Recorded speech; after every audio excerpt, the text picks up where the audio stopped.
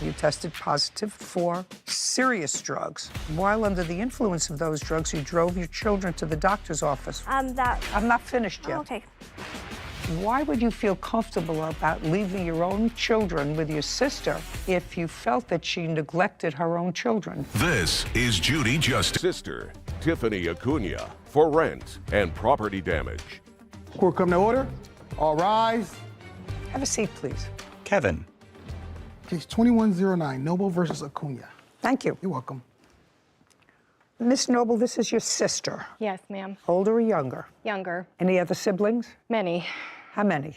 I have 5 sisters and 4 brothers. And you have kids. How many children do you have? I have 3 daughters, How old are they? 18, 15, and almost 12. And you? I have 3 children, and they are 10, 5, and 2. There came a time when, that was in August of 2021, according to your complaint, that you were having some housing difficulties with your children. No, that's not true. Well, Miss Noble, what led you to believe that your sister was having some housing difficulty? Because you start your complaint by indicating that she was about to become homeless. Her house that she was living in was being put up for sale. So the house that you had been renting, Correct. for how long? About 2 years. I'm not really sure. It was well Was over being a year. sold. Well, I didn't know that until I gave her my notice after I'd already previously asked my sister if we should move in. So you approached her about you moving in with her. Yes, correct. And do you own your own home, Miss Noble? I do. Where you were living there alone with your 3 children. Yes, Okay, and how much rent were you paying? $750. Now, when you decided to move in with your sister, what rent was discussed? Well, she had told me about $400 is what she wanted. Okay, so she said the rent was $400 per month, and that was starting August 1st? Right. So this is what part of this case is about. Part of the case is about rent. You lived with your sister from August 1st, 2021, to a date in 2022 when you finally removed all of your property. Kind of. I did not remove all of my property, but I removed what she allowed me to. To remove on what date? I'm going to say it was mid-May, but I'm not sure. May of 2022. So we have August, September, October, November, December, January, February, March, April, May. So between 9 and 10 months. For the 9 or 10 months that you were there, how many times did you pay her $400 in rent? She's going to have a list.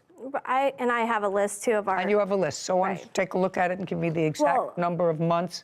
The time I paid her $400 was, I think, only one time, and there was other times I paid her different amounts. But our agreement was because I bought all the groceries, we just kept track on this app, which has a list. I paid way over $400 in total. Well, So our agreement had changed. just a second. Okay. You have an app, 10 months. How much did you spend on that app? 12,000 something is right in here on the list. Take a look, because you're going to show it to me. I paid total $10,411. Okay, and she? She total was $11,291. And that was to cover groceries, food, gas money. Her phone was under mine. This is something that I'm going to have to simplify. There came a time when there were issues with regard to you not paying her $400 a month rent, and you discussed it with her, correct? And in what month was that? April. It was before April. It was before I had gone on vacation. What month and year? December of 2021. So what I'm reading in December of 2021, you had a dispute about how much you were spending, how much you weren't spending, and that $400 was not being forthcoming just for rent. You see, I can understand that the two of you decided to split bills, everything other than the $400 in rent. You each have 3 children. You're 2 adults. Let's get to December. Was it the beginning or middle of December that you had this discussion about just pay $400 a month and we'll deal with it? Maybe the middle. Okay. So we have January, February, March, April, and you moved out in May. Correct. I was kicked out illegally. Yes. In May. Yep. Left in May. So that's 5 months. It was suggested by your landlord that Just give me $400 a month and we'll split groceries. In April, I have the proof of the text. Just a second. So we have January, February, March, and April, 4 months. Did you give her $400 a month for those 4 months? Nope, it was never discussed before. Then I have the proof that it was discussed in April. I'd like to see it. Thank you. It was discussed in April again. Okay, just a second. I just want to see the proof. Well, show me if you have proof of an earlier conversation. I don't. Believe that there was an earlier conversation. Let me see the one that occurred in April. It was mainly the receipts. I'm not getting involved with that at all. Right now, you had a place to live with your 3 children for much less than the $750 a month that you were paying at another residence. Right. And I spent way more on groceries. I did all the groceries. Whatever, your children didn't eat more. Right, and my children Okay. didn't live there the full time. I don't care. Okay, I'm sorry. Can I look on my phone? It might be faster. Is that okay if I show you All the right. text? I don't care where you Okay. show it to me, just show it to me. Thank you. I'm sorry.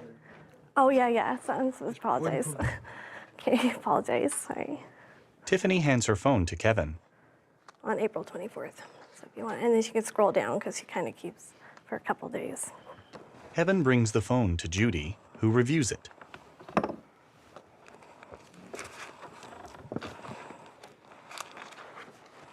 Oh, that wasn't an agreement, madam. These were final acts of desperation to get you to pay $400 a month.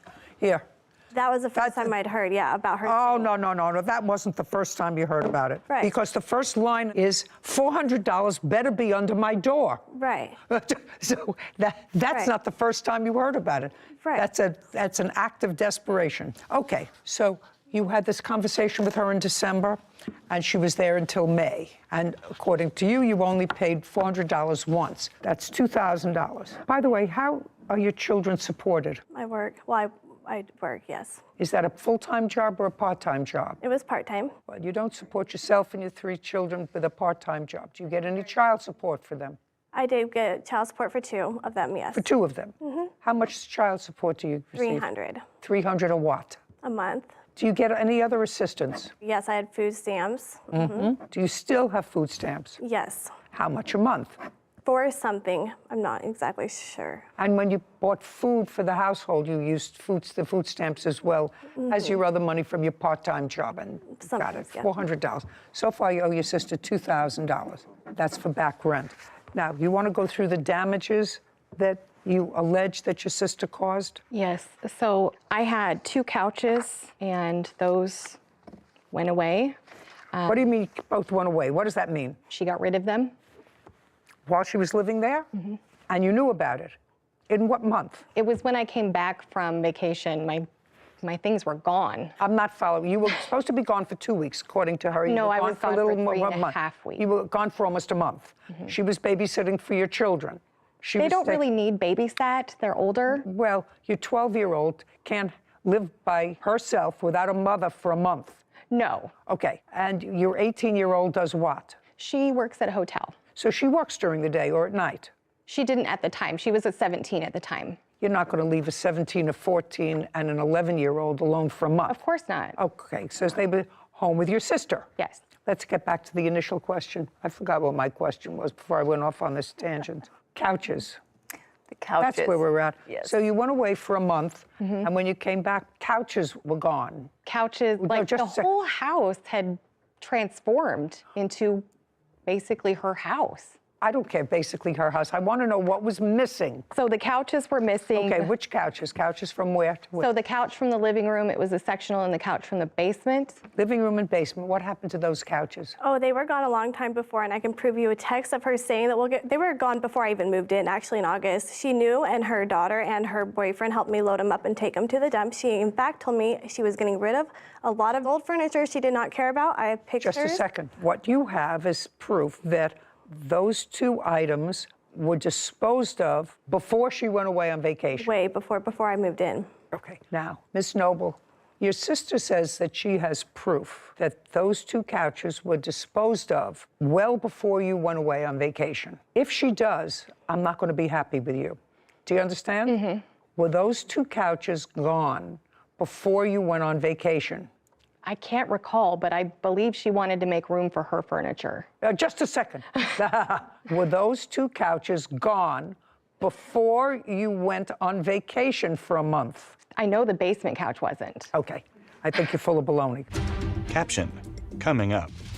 She started giving my niece video games, movies, my food storage containers. She was just giving my things away. Okay, I went to graduate school after I finished with high school for 9 years. I'm not dealing with Tupperware.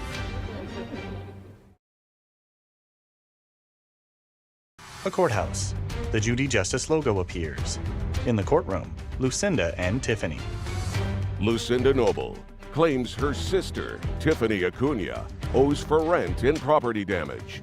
Tiffany is countersuing for an illegal lockout and filing a false CPS report. Okay, let's go. Property taken without permission. What property did she take without your permission? Okay, so How far she owes you for rent?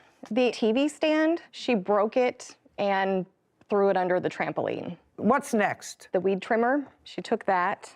She started giving my niece my belongings while I was gone. She started giving my niece video games, movies, my food storage containers. She was just giving my things away. Okay, she owes you for rent. I went to graduate school after I finished with high school for 9 years. I'm not dealing with Tupperware. So far, she owes you $2,000 for rent. Okay, and then there was also the wall damage, the windows, the blinds, just a carpet. second, just a second. What wall damage and where? The wall damage is from the room that she was staying in and the room that her boys were staying in. May I see the damage that you're referring to? Lucinda produces photos, then hands them to Kevin. Here's the one more of that, and then here's the blinds. And this was damages from her cat. Kevin brings the photos to Judy, who reviews them. Well, this I can't see at all. Okay, so that I can't see at all. And if you're talking about nail holes, I'm not interested in nail holes where there were pictures, putty them up. I don't know what this is a picture of. Tell me. That's where her cat clawed up the carpet to get into her room. Did you replace the carpet? Not yet. Do you have an estimate for replacing or patching that carpet? They don't make that carpet anymore. Okay, I don't know that. How did these blinds get broken? I'm not sure. Are those the ones that were in my bedroom or the kids' bedroom? I really don't know, to be honest. But I do feel like I remember them being broken, but I just don't remember if they were broken when I already moved in or not. I really don't know, ma'am. I mean, honestly, I knew they were Okay. broken. It's like I'm remembering, but the house, Okay. like I said, was not in a good condition when I moved in. Okay, I'm not talking about the rest of Right. the house. This My is daughter is actually, Tiffany told her that she knew they were.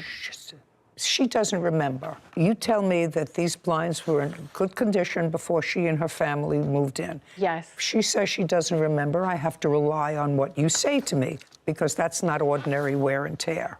No. Do you have a bill for new blinds? From Lowe's, I have the estimate of what it will cost to replace them. Okay, I'd like to see it. Lucinda hands a document to Kevin. You do have a cat? Yes, I have one cat. Okay. She has multiple. Kevin hands the document to Judy, who reviews it. So we're talking about $47.98. Times two. Okay. Anything else? Any other? For two blinds. I only see one. No, those are two different windows. Oh, times two. You're right. Anything else? I have to remove the junk that she left at my house. I was not allowed at her house. What else? That's Okay. If you have to think that hard, then we're finished. We're moving over to the countersuit. Okay. Counterclaim is for an illegal lockout. Okay, let me run through this illegal lockout and dispose of it quickly. The illegal lockout that you're referring to happened when your sister, who shouldn't have, took the door off your bedroom. Correct. She says she took the door off your bedroom because you weren't paying close enough attention to your children. Correct. And I assume she's talking about the 2-year-old. Correct. And when she took the door off your bedroom, you called the police. Right, yep. I called the police. I have the incident Yup is report. yes. You called the police, and the police came. And when the police came on, do we have the date? 26 20 April. The Correct. police arrived, and they told her she couldn't lock the door, and you were let in. Correct. Okay, so not egregious enough for me to have to deal with two sisters fighting. But the other part of your claim is that your sister filed a false CPS report. Right. And first, how do you know a CPS report was called in? Well, they called me Real quick. Child Protective Services. Right, they did call me, but first I actually had the phone call from my sister, my witness, who is here right now, because she had pre-warned me because she had gotten the phone call from this sister saying, Lucy is going to call on you. Okay. Do you want to step up? Sure. Tell me your name. My name's Stephanie Aslett. I'm the older sister when from did- these two. Yeah. When did you have a conversation with Miss Noble about the defendant's children? The same night that the cops were called, Tiffany had called me because Lucy's daughter had crawled through the window and opened the door. So you spoke to Lucinda Yes. on April 26th. Yes. Did you call her or did she call you? She had called me because she wanted to let me know that the cops had been Do you called. recall that conversation? Yes, I do. Okay, tell me about the conversation. She called to let me know that she was letting me know that since I was the only one probably capable or in this position to take on a child, if CPS was involved, because the 2-year-old would not be able to go to his father. He was in prison at the time. And I was like, why are you calling and telling me this? Tiffany's a good mom. What's going on? And she goes, no, she's not. I've already called CPS and forewarned them that this is happening. She needs to be taken care of. What's happening? Apparently there was lice on her daughter when she was at her father's house, and the 2-year-old, apparently he was running around with a wet diaper. Who was taken to their father's house? The daughter that had the lice was, The daughter is the 5-year-old? yes. And Okay, not the lice 2-year-old. happened. Yeah, she supposedly had lice while she was at her dad's. Went to her father's, and that was sometime in April. Is that correct? Yes. And got head lice. Well, he had told me, I wasn't for sure, but I'd let my sister know just in case that she may have lice. Let's check the girls. Okay, and your sister was home at the time? Well, no, she was never home. Everything was over text message because Just a second, was that when she was away? She was not staying at the house. She was not at the residence. She was staying at her boyfriend's house that was there. Lucinda was staying at her Yes. boyfriend's house? Yes. Okay, and that's on the 26th? Yes. Is that after the police were called? That was prior to, supposedly the lice was prior to, and that's why she had called them prior to that night. And she was letting me know that she had called them and that I needed to be prepared to take on a 2-year-old. What did you tell her? I asked her why she would call them, what was going on, and I said, this is ridiculous. You know that this is ridiculous? And she goes, no, it's justified. And I said, I don't understand. Did she tell you why? Yeah, she tried to tell me that Well, tell me exactly what she said to you. Why she is this made justified? the comment that so she called Tiffany you. has not been there. Okay, you had to ask My her words why. to her were, how do you know this when you're never there? And she said? I just know. And gave you no more specifics? No. Okay, you want to tell me about that conversation? I never said I was calling CPS. I said someone will. I know the person who did. It wasn't me. Okay, well, But I knew it was going to be happening. okay. Stephanie, let's get clear, okay? When you spoke to Lucinda and she said to you, in effect, are you prepared to take on a 2-year-old? Did she tell you that someone was calling CPS? No, she did not. She said that she would be the one calling and that she has already contacted them because of the situation at her home. Okay, now, assuming you and your sister lived alone together, whether you spent time with your boyfriend, I know you have older kids, but you were away. When you were away for that month, were you staying with your boyfriend? Yes, Okay, and you left your kids alone, correct? with my sister. With your sister. Now, why would you feel comfortable about leaving your own children with your sister if you felt that she neglected her own children? They didn't need the amount of care that a 2-year-old does. Are you telling me that a 15-year-old doesn't need a lot of care and watching these days? Or a 12-year-old or an 11-year-old doesn't need a lot of watching and supervising? Is that what you're suggesting to me? Not as much as a 2-year-old. Well, one is a physical watching to make sure that it eats and drinks and is bathed periodically. The other two are far more difficult. You got to have eyes all over the place to watch a 15-year-old and an 11-year-old. Got to have your eyes on their computer. You've got to have your eyes on their iPad. You have to have your eyes on their schooling, on their homework, on their everything else. You take a month to go off with your boyfriend. That, to me, is not participating with your children, especially since you suggest that your sister, with whom you left your children, was neglecting her own children. Your Honor, I would just like to say that I was reaching out to her a lot of the time too, where I would get 1 week there was nothing. She said, I'm sorry, I had no Wi-Fi. Her children were skipping school. They were not listening to me. They would not do their work. Do I need you to reinforce what I just said? Right, I don't need you to reinforce Thank what I you. just said. Caption coming up. You had had a history with methamphetamines. You refused to meet with caseworkers, according to the report you gave me. I have other reports too, if I may, please. Thank you. Okay. I'm not finished.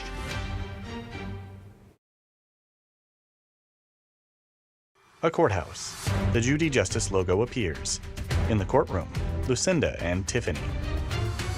Lucinda Noble is accusing her sister, Tiffany Acuna, of refusing to pay for rent. Tiffany claims Lucinda wrongfully reported her to Child Protective Services. Now, you have something you want to say? Many things, actually. Well, many things. I don't want many things. What I want, stand up. What I want to know is you're her daughter. Yes. Your first name? Anna Noble. Anna, what do you do? I work front desk at a hotel. Graduate from high school? No. Why? I was pulled out and moved to Missouri. Pulled out by whom? By your mother? Yeah. And when your mother pulled you out, how old were you? 17. Had you been going to school before? Yes. In what jurisdiction? It was an alternative school. When you say an alternative school, what kind of an alternative school? For troubled youth. Tell me about your trouble. Was it behavior trouble? Because It you was seem... many things. I was a very wild teenager. Until when were you a wild teenager? Until I sent her to live with her dad. I didn't ask you any questions. So now you can sit down. Okay. I'm not going into anything else. Lucinda, so far you went away for a month with your boyfriend, leaving your 3 children, who you say don't need supervision. How long were you home before you took the door off her bedroom? I got back from vacation in February, early February, and the door was removed in April for a few hours. Okay. Do you have any proof other than this conversation that the plaintiff called CPS? I believe it is proof, just the thing that was reported is something she would only know. Would that be considered proof? Well, okay. Let me hear what was reported. It was reported that I would not treat my child with lice. That was what the CPS report was, and it was unsubstantiated, and I have that all proved. Okay. The CPS. When your 5-year-old went to her father, she went to visit with her father, and children do get head lice. It happens periodically. Lots of children who go to school, who interact with other children, come home and they get head lice. I've had a lot of children, a lot of grandchildren, and it happens. And you usually treat it. I assume that her father did not treat it. Is that right? He did treat it. He told me. He told me immediately. So he treated it. So how do you know that the head lice was the nature of the complaint? That's what was on the report. May I see it? Your children weren't removed, except for your boy. My one son, and then that lady. And then returned. All 3 boys, Oh, yeah, all 3 kids were taken. Now sit. Okay. Okay. There you go, sir. Tiffany hands a document to Kevin, who brings it to Judy. She reviews it. Okay, you had a prior history with Child Protective Services. Which I was unaware. That's either a yes or a no. Yep, yes. And during the course of those prior proceedings, which were relatively current Child Protective proceedings, because that was in 2021, you were clearly drug tested by the Department of Social Services or Child Protective Services. In 2018 or 19. This was at my doctor's prior when I was, and they reported it that I had failed one of my And tests. at that time, well, you had an open case and you tested positive for serious drugs. Right. Very serious drugs. And this says that while under the influence of those drugs, you drove your children to the doctor's office while under the influence. Right. That's the report. Right. Okay. These reports all seem to indicate that they tried to see you, but you kept canceling appointments with them and were a no-show. Well, okay, that's what this report says. Right. You gave me the report. Right. So let me understand this. After coming in and making an assessment, Child Protective Services determined to file a petition on behalf of your youngest child. Yes, they did. Okay, yeah. Well, after everything I read there, I think that was probably a good idea. I don't know what happened with that. I assume that the petition was ultimately dismissed if you have your children back with you. Right Do away. you have your children back with you? Yeah, right away, as soon as I went to court that day. That's okay. They determined, after they spoke to you, and irrespective of either her motivation or anybody acting on her behalf, or somebody that she knew, or her, call Child Protective Services. The question that I'm presented with, was there a basis for concern about your children? No. And based upon the reports that I've read here, and those are reports that you gave me, Right. that those serious questions about what was going on with the young children in your house deserved a second look. You had had a history with methamphetamines. You had a serious weight loss. You refused to meet with caseworkers, according to the report you gave me. I have other reports too, if I may, please. Thank you. Okay.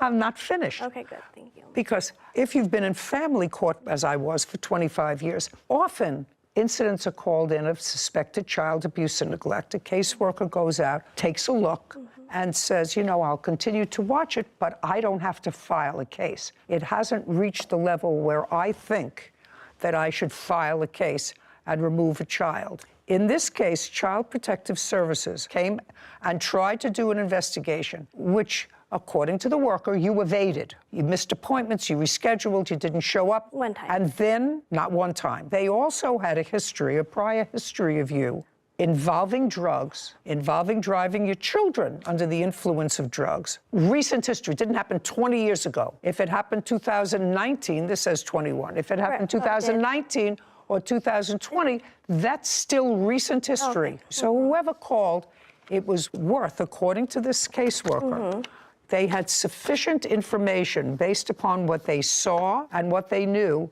to remove the 2-year-old. So that part of your case is dismissed, which is the only part of your counterclaim that I was really entertaining. You owe your sister $2,096, $2,000 for rent and $48 for, I forget what it was, blinds. Thank you, we're done. My This court is property, adjourned. We're done. Tiffany.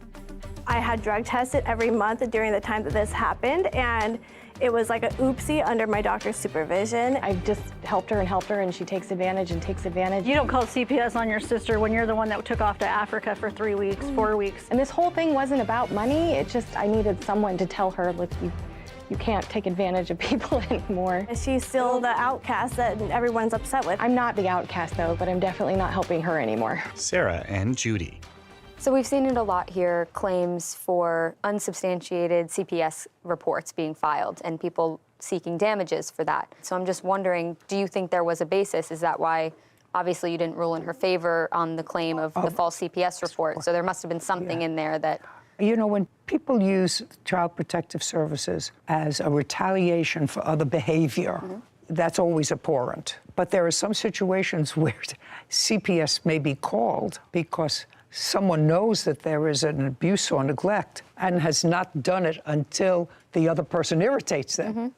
Well, that's not a false CPS report. Maybe motivated by something else, but that's not a false report. And so, in this case, the defendant had a history with CPS, current history with CPS that was relatively serious. Well, then it was a good thing that CPS went. Because that would be basis itself It's for the basis claim. itself, yeah, basis itself. That alone. And just because she was cleared at the end of the day and has her children back now doesn't mean that it was an unsubstantiated claim. Oh, no, they're watching. Yeah. They're watching, and they should be watching. I don't think any of them are bargains. The 18-year-old daughter who was here, who was a troubled child, according to her, and never graduated from high school, although she's working, because her mother moved her around also a lot, was certainly an inadequate caretaker for the other 2 younger children. She goes off for a month with her boyfriend. It's amazing how some children just grow up by themselves. Sometimes it works out okay. I don't know, somehow I felt sorry for all of those kids, that they're not getting all the loving and nurturing that they should. Hopefully, maybe after today, she turns it around. Maybe. Title, Judy Justice. Are you having a family dispute? Go to judyjustice.tv. You rent a room to the defendant. He says that he's not gonna follow house rules anymore. You were royally miffed. So we get into this altercation and we're like wrestling. Traumatic injury of the head, blunt trauma of the neck. And he puts me into a chokehold, and I black out. This is Judy Justice. Rodriguez is suing his former tenant, Samuel Gastelum, for an assault. Judy enters the courtroom. Court come to order. All rise. She takes her seat behind the bench. Have a seat, everyone. Kevin approaches. Hello, Judge. Case number 2035, Rodriguez versus Gastelum. Thank you. Mr. Rodriguez, Yes. what kind of a premises do you live in, sir? It's a 4-bedroom house. And I see here that you rent out some of the rooms in order to assist with your mortgage. That's correct. How many rooms do you rent out? 3. And who lives in the other? Right now it's Kathleen Meister, and then I have 2 other roommates. And you use one room? Correct. When did you rent a room to the defendant? It was January 22. And what was the rent that you were charging him? $750 a month. When he came to you, did he have a dog? No. When did you move in? About late January. Give me a day. 22nd. And you moved in alone? Yes, ma'am. Paid your rent on time? Yes, ma'am. February, paid your rent on time? Yes, ma'am. Lived there alone? Yes, ma'am. What about March? Did I live there alone in March also? Yes, ma'am. When did you get a dog? I've had my dog No, when did you get a dog that you brought into the house? April 22nd, 23rd. So several months after you moved in. Is not an answer. Yes, ma'am. And before you moved the dog in, did you have a discussion with the plaintiff? Yes, ma'am. Just prior to moving in with the dog. And what was the discussion that you had with the plaintiff? That if it was okay if I were to bring my dog that I had in Alaska, since I've had him since he was about 6-7 weeks. And where had he been in the last 2 months? He was still in Alaska staying with close friends, and I flew to Seattle, shipped my truck and all my belongings to Seattle and drove here. From Seattle, my dog, the person who was watching him, drove from Alaska to Montana, and I had gone to Montana to pick him up. So you asked Mr. Rodriguez if it was okay if you brought your dog. Yes, ma'am. And what did he say? Yes. Did he say anything else? He said, just clean Now up. look at me. He said, Did he say anything else clean other up than... after the dog, make sure that the dogs don't fight, and just take care of him. Okay. Nothing about him staying out of the house? He said he wouldn't prefer him to be around the house, but he would not. It would be okay for him to be in my room. In your room? The dog stayed with me in that room a few nights, and he knowingly knew about it. No, I don't want to know what he knew. I want to know what your arrangement was. So your arrangement with him, according to you, now I haven't asked him, but according to you, is that you asked him if you could bring your dog. He said okay for the dog to stay outside, but could stay in your room. He said he didn't want him in the living area. My dog could also be in the garage or in your room. And was everything okay in April when you brought the dog? Yeah, everything was What fine. about May? May, I was looking for a new place. I was homeless because I had spent 5 days in jail. Oh, I'm talking about before you went to jail, sir. Before you went to jail, because this case is about an assault, which is what the plaintiff is claiming. Plaintiff is claiming that you assaulted him in the home, and that took place on April 30th. That was shortly after your dog arrived. Yes, ma'am. Okay. And the dog was the reason for the altercation. A part of because the reason, but that's in how it started. February, March, and up until April, the end of April, when the dog was there, I see no evidence here that there was any difficulty. You're right. Fair statement? Yeah. So that the problem arose when the dog came. Now, this woman's name is Kathleen. She's interspersed in both the complaint and the answer. In this case, she had a cat. Is not an answer. Yes, ma'am. He had a cat. And it was a house cat. Yes, ma'am. Plaintiff has a dog. A few dogs. And they live in the house. Yes, they stay in the garage and in the backyard, yes.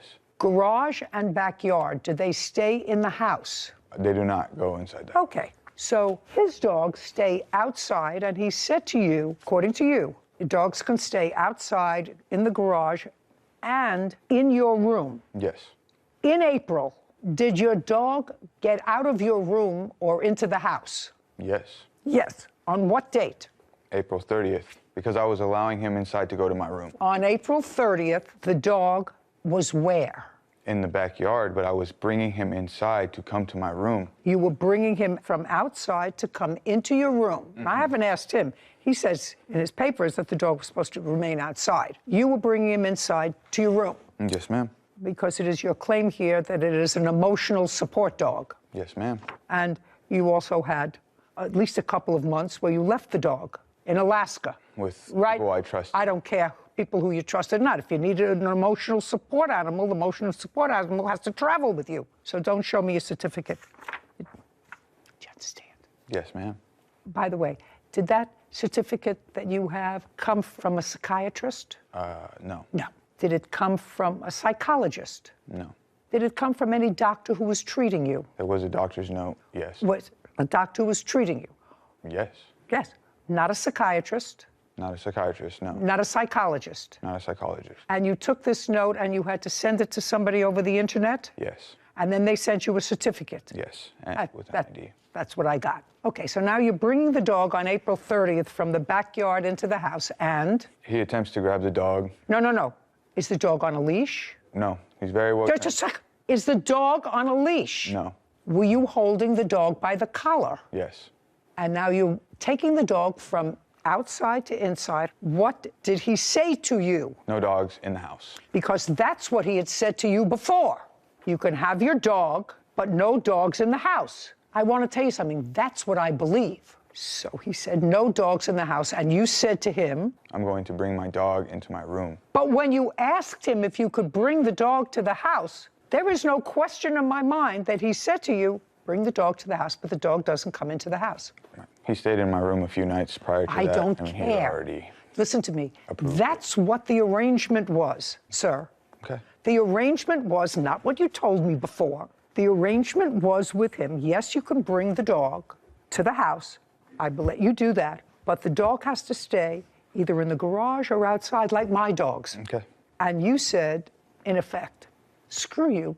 I'm bringing my dog, and I'm bringing my dog into my room. In effect. You're the tenant. That was the agreement. You can have the dog, but the dog must not be in the house. That's what your landlord told you. You brought the dog from Alaska, and at the very beginning, you brought the dog into your room. Mm-hmm. When had you decided that you were going to breach the agreement with him? The very first night I went to receive my dog, he stayed at the house inside my room with me. So the very first night that you brought him, you decided to breach the agreement that He you had had. knowingly said it was okay. Did you tell him it was okay? Never. I have texts. I'd like to see it. I have to scroll back. Scroll quite to a wherever while. you have to scroll. Scroll down to the creation. I don't care. I have all day here. Nobody is hungry. I'm a Still little have hungry. 2 more cases to do before lunch. Everybody gets a little testy, including me. I don't have the text. I do not have the text. Yeah, good. That's what I thought. Okay. It wasn't on the 30th that the dog got loose in the house. It was sometime before that, maybe a day or so before that. On the 30th was a day, sir, that you got locked out of the house. Uh-huh Yes, is Your not Honor. an answer. Yes, Your Honor. Okay. And what time of the day was it that you got locked out of the house? 2 o'clock, middle afternoon, late afternoon. And according to what I read, you went to the back of the house to let yourself into the house, and you got into an altercation with Kathleen.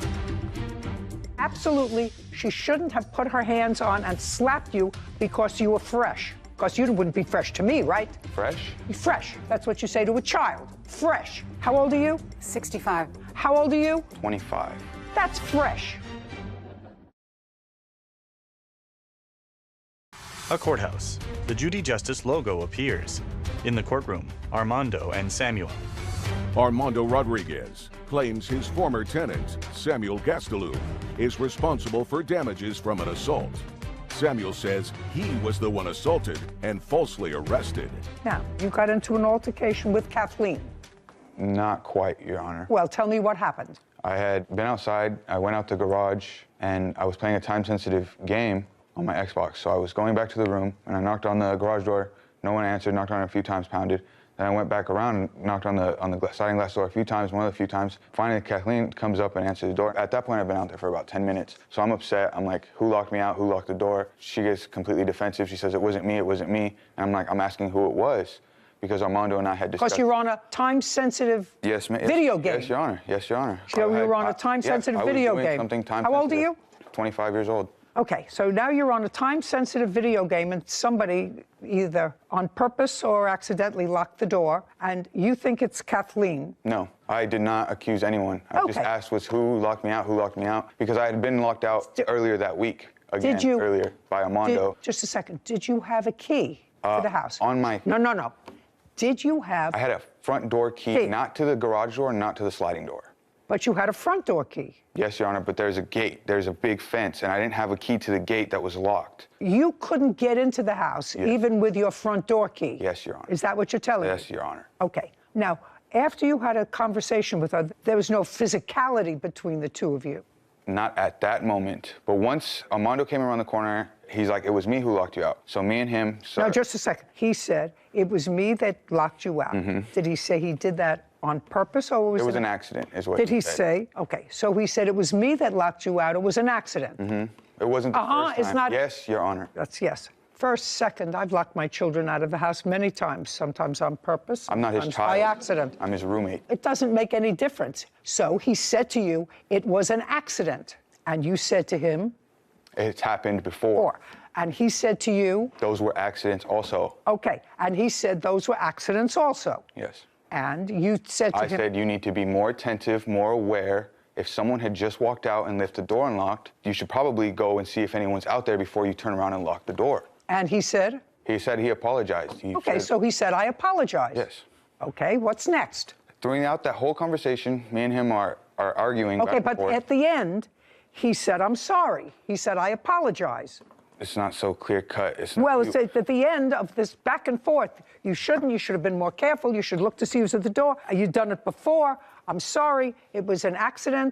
I apologize. Now I haven't apologized. And In next. the middle of that altercation, Kathleen kept butting in. She said, you don't talk to me like that. You don't talk to me like that. I said, I wasn't even talking to you. I'm not talking to you anymore. I'm talking to Armando. I said, mind your own business. She said, oh, you don't tell me what to do. You don't tell me what to do. I said, mind your own business. She said, say that to me one more time. I said, mind your own business. She walks across the hall and she slaps me across the face, and Armando grabs her hand right after she smacks me. And instead of retaliating aggressively or any type of thing, I call the police. Immediately call the police. And while we're waiting there for the police, that's when I get the apology from Armando. That's when he's like, okay, let's make a deal. Let's try to work this out before the police get there. The police get there, they ask me what had happened. And you say that this older woman slapped you because you were across fresh. the face. Because you were fresh. No, because she she shouldn't. believes She shouldn't have put her hands on and slapped you because you were fresh. Because you wouldn't be fresh to me, right? Fresh? Fresh. That's what you say to a child. Fresh. You were being fresh. And she should not have put her hands on you. Would I have called the police about that? Maybe. Except but I am not a child, Your just Honor. a sec. I'm not a child. I'm not related to these people. I just said to you, you were being fresh. How old are you? 65. How old are you? 25. That's fresh. That's fresh, because first you accused her of locking you out. I didn't accuse her. Yeah. Okay. So after she slapped you, the police arrived. They left. She said, she slapped you. Yes. You have marks. You have cuts. You have bruises. You have abrasions. No. They left. Mm-hmm. Well, what did you expect when you called the police for them to arrest her? What did you want them to do, sir? Was I supposed to retaliate? How was I supposed to retaliate? Was I supposed to hit her back? Just a second. No. Okay, then what was I supposed to do? I'm not telling you what to do. Okay. I'm just asking you, sir, did you expect them, when you called the police, to arrest Kathleen because she slapped you? No, I expected there to be consequences for her assaulting me. What? So I don't know what what did the you think? consequences So were. what did I don't you know what think those that they consequences are. should do? Whatever they feel was right. Whatever is justice. Okay. Now let's move on. Mm-hmm. So now the police are gone, and I go speak to Armando. I asked why he sacrificed his integrity for lying for Kathleen, for saying that she didn't slap him, because he told the police he witnessed no such event. He didn't see nothing, even though he was standing right there, grabbed her hand. Kathleen says she didn't do it, and the police came up to me before they left. They said, they're telling me something else. I just straight up, I just don't believe you. I just like, okay, well, what else can I do? I go to Armando, and I'm like, why would you sacrifice your integrity? Why would you lie to the police? Why would you let another roommate physically assault me and just no consequences whatsoever? And at that point is when I tried to bring my dog inside and just go straight to my room. Just a second. So at that time, after this hot spot is over, it got heated again. Got heated again. Mm-hmm. Your reaction was childish, and you said, I'm going to get my dog that I was told not to bring in the house, and I'm going to bring my dog in the house. I was going to my... Just a second. I don't care if you were going to Pluto. Your reaction after this was, they can't tell me what to do. I'm going outside, and I'm going to bring my dog inside. He'll let you bring the dog to the house, but the dog can't come in the house, stays outside with his dogs. There's only one animal in the house, and that's Kathleen's house cat. That's it. So you went to bring your dog from outside to in the house. Yes, Your Honor. In violation of the agreement that you had with your landlord. After the police had come, I just want you to realize what's going on. Oh, I just want you to realize that they don't actually keep me here because I'm 5'6" and gorgeous. I understand what happened when you were disappointed that Kathleen had slapped you like a child because you were fresh. And she's not your mother, and she had no right, even your mother doesn't have a right to put their hands on you. Correct. But you got slapped. not injured, no broken jaw, no broken skin. Police didn't see anything because if they did, they would have arrested somebody. And they left. And you were royally miffed. Because you got locked out of the house, for which he apologized, you missed your time-sensitive video game. Now, I'm not sure what that is, because I'm not a 25-year-old idiot that plays video games during the day. Caption coming up. A courthouse. The Judy Justice logo appears. In the courtroom, Armando and Samuel. Armando Rodriguez is accusing his former roommate, Samuel Gastelum, of breaking their rental agreement and assaulting him. Samuel claims he was falsely arrested after Armando lied to the police. Now, several things that happened that day, right? You got locked out and you were playing a time-sensitive video game. Yes, Your Honor. And because you got locked out of the house, for which he apologized, you missed your time-sensitive video game. Now, I'm not sure what that is, because I'm not a 25-year-old idiot that plays video games during the day. When I was 25 years old, I actually worked. I did, I actually worked. I know that may seem foreign to you, but I did actually work. And so after all of this altercation took place, you said, now I'm gonna show him, now I'm gonna bring my dog into the house. And then there was another altercation. Second one. Yes. That's the one we're talking about. By the way, maybe I'm being terribly unkind to you, sir. How do you support yourself? I work. For whom? Pretty foreign, I know. For whom? I'm a cultivator. You work 5 days a week? Yes, Your Honor. And in my free time, What do you I like to cultivate? play video What do you games. what do you cultivate? Marijuana, cannabis. How long have you worked for them? Since March, so about 5 months. Prior to that, you were in Alaska. Prior to January, I was in Alaska. Before March, before getting the job at the cultivation facility for cannabis, I was helping my uncles do concrete. So working isn't very foreign to me, as you might see. Prior to March, you were working with your uncles in concrete. Yes, Where? Your Honor.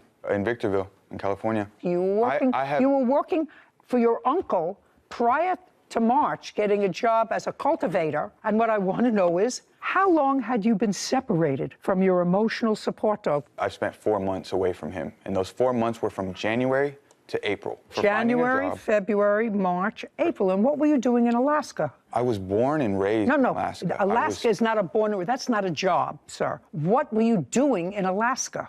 I was, for the last 6 months of my time in Alaska, I was a bud tender. Okay, tell me what happened after the dog incident. Well, the dog comes in. He says that he's not going to follow house rules anymore. He says as of right now, he's going to do what he wants to do. So he just gets the dog from the backyard and he comes inside the house. And I feel that it's my responsibility to enforce the house rules. So I physically grab his dog and I move the dog from inside the house to the backyard. That happens once. He gets the dog and then he physically puts him back in the house. Where in the house? This is, you could say, the kitchen area. So now I basically attempt to repeat what I did the first time. So I physically grab the dog a second time and I'm now physically taking him out, at which point he gets from behind me and he puts me into a chokehold and I black out. I come to, I look for my phone, I find my phone, dial 911, police show up like in maybe 2 or 3 minutes and I'm still trying to get. And that's the assault that you are referring to Yes, ma'am. today.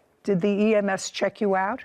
I was taken to the hospital. May I see the report? Yeah, I got a report and then I have He produces a document. the bills associated with Okay. with. Was Kathleen a witness to this? She saw. No, like- don't tell me what she saw. Was she a witness to any part of that? Yeah, Yes or a no? yeah. Okay. Would you step up, please? Kathleen stands at Armando's side. Tell me at what point you came in on this altercation. When they were arguing about the dog. The first time or the second time? Or you don't know whether... I don't really know. Were you a witness to any of the physical confrontation that resulted in Mr. Rodriguez going to the hospital? I knew that they... Don't tell me what you knew. Okay. It's what you saw. Okay, what I saw was Armando trying to put the dog back outside, because he's a big pit bull, right? And then he would put him out, and then Samuel would bring him back in. And then the last time, Armando was putting him back outside, and Samuel came behind Armando. And what I did was I left and went and called the police, because I was afraid he was going to get hurt. All right, sir. Now tell me your version of those events. Could I show her statement from the previous court? No, I want you to first tell me your version of the events. So I let Apollo inside. My dog's name is Apollo, and he's going to grab Apollo to let him out.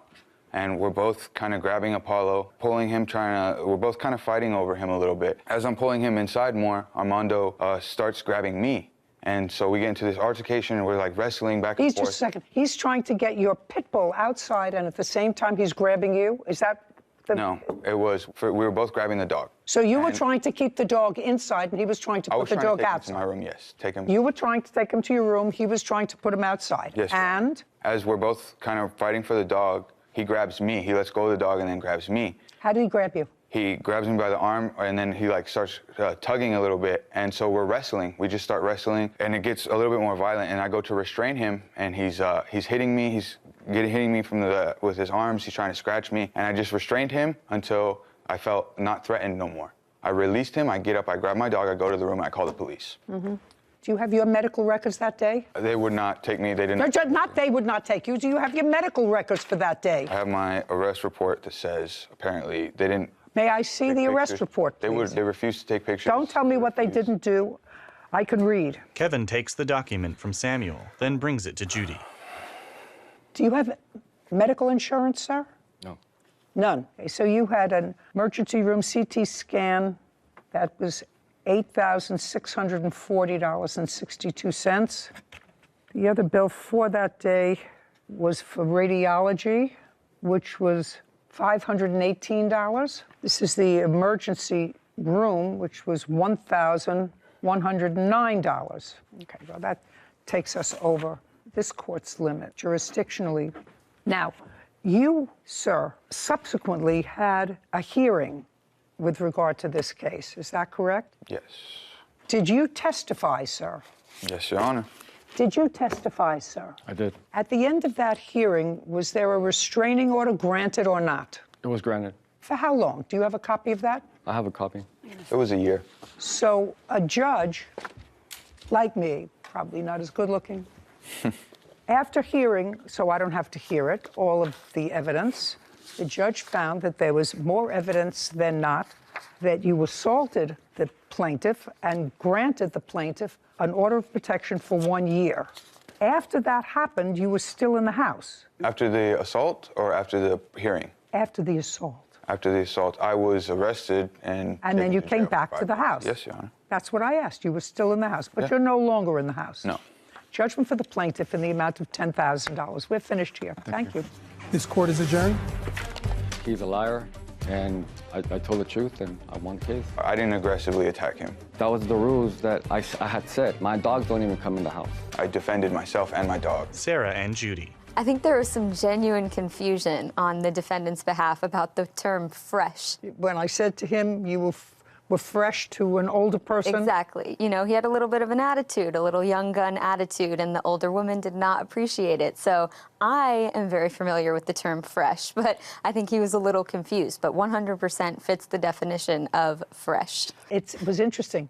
The other thing was I didn't seem appalled at the fact that he was doing time-sensitive video games, because I actually understand that from some of our grandchildren. They take the games very seriously. Very seriously. And I could see how missing out on a time-sensitive game could raise an even heated moment even hotter. So. Especially someone who needs an emotional support pit bull. Title, Judy Justice. Want justice? Go to judyjustice.tv. You hit the plaintiff's parked car. Yes, ma'am. So right on... Were you there? No, ma'am. Sit down. You were approaching an intersection. I passed this vehicle and everything. You weren't there. You can leave. This is Judy Justice. Gonzalez is suing his neighbors, John and Heather Gilbert, for truck damage. Court come to order. All rise. Judy. Have a seat, please. Kevin approaches. Hello, Judge. Case 2095, Gonzalez versus Gilbert. Thank you. You're welcome. Judy turns to Bobby. Mr. Gonzalez. Yes, ma'am. You're seeking substantial amount of money to refurbish your car after it was hit by the defendant's car while your car was parked. Yes, ma'am. The defendants are seeking the same amount of money because they say that despite the fact that one of them did in fact hit your parked car, it was your fault. That's your defense. Yes, ma'am. Okay, who was driving? I was driving. Okay. Mr. Gilbert, on what date did this incident happen? February 3rd, What time? about 5:30 in the morning. Who was in the car with you? Nobody. I was by myself.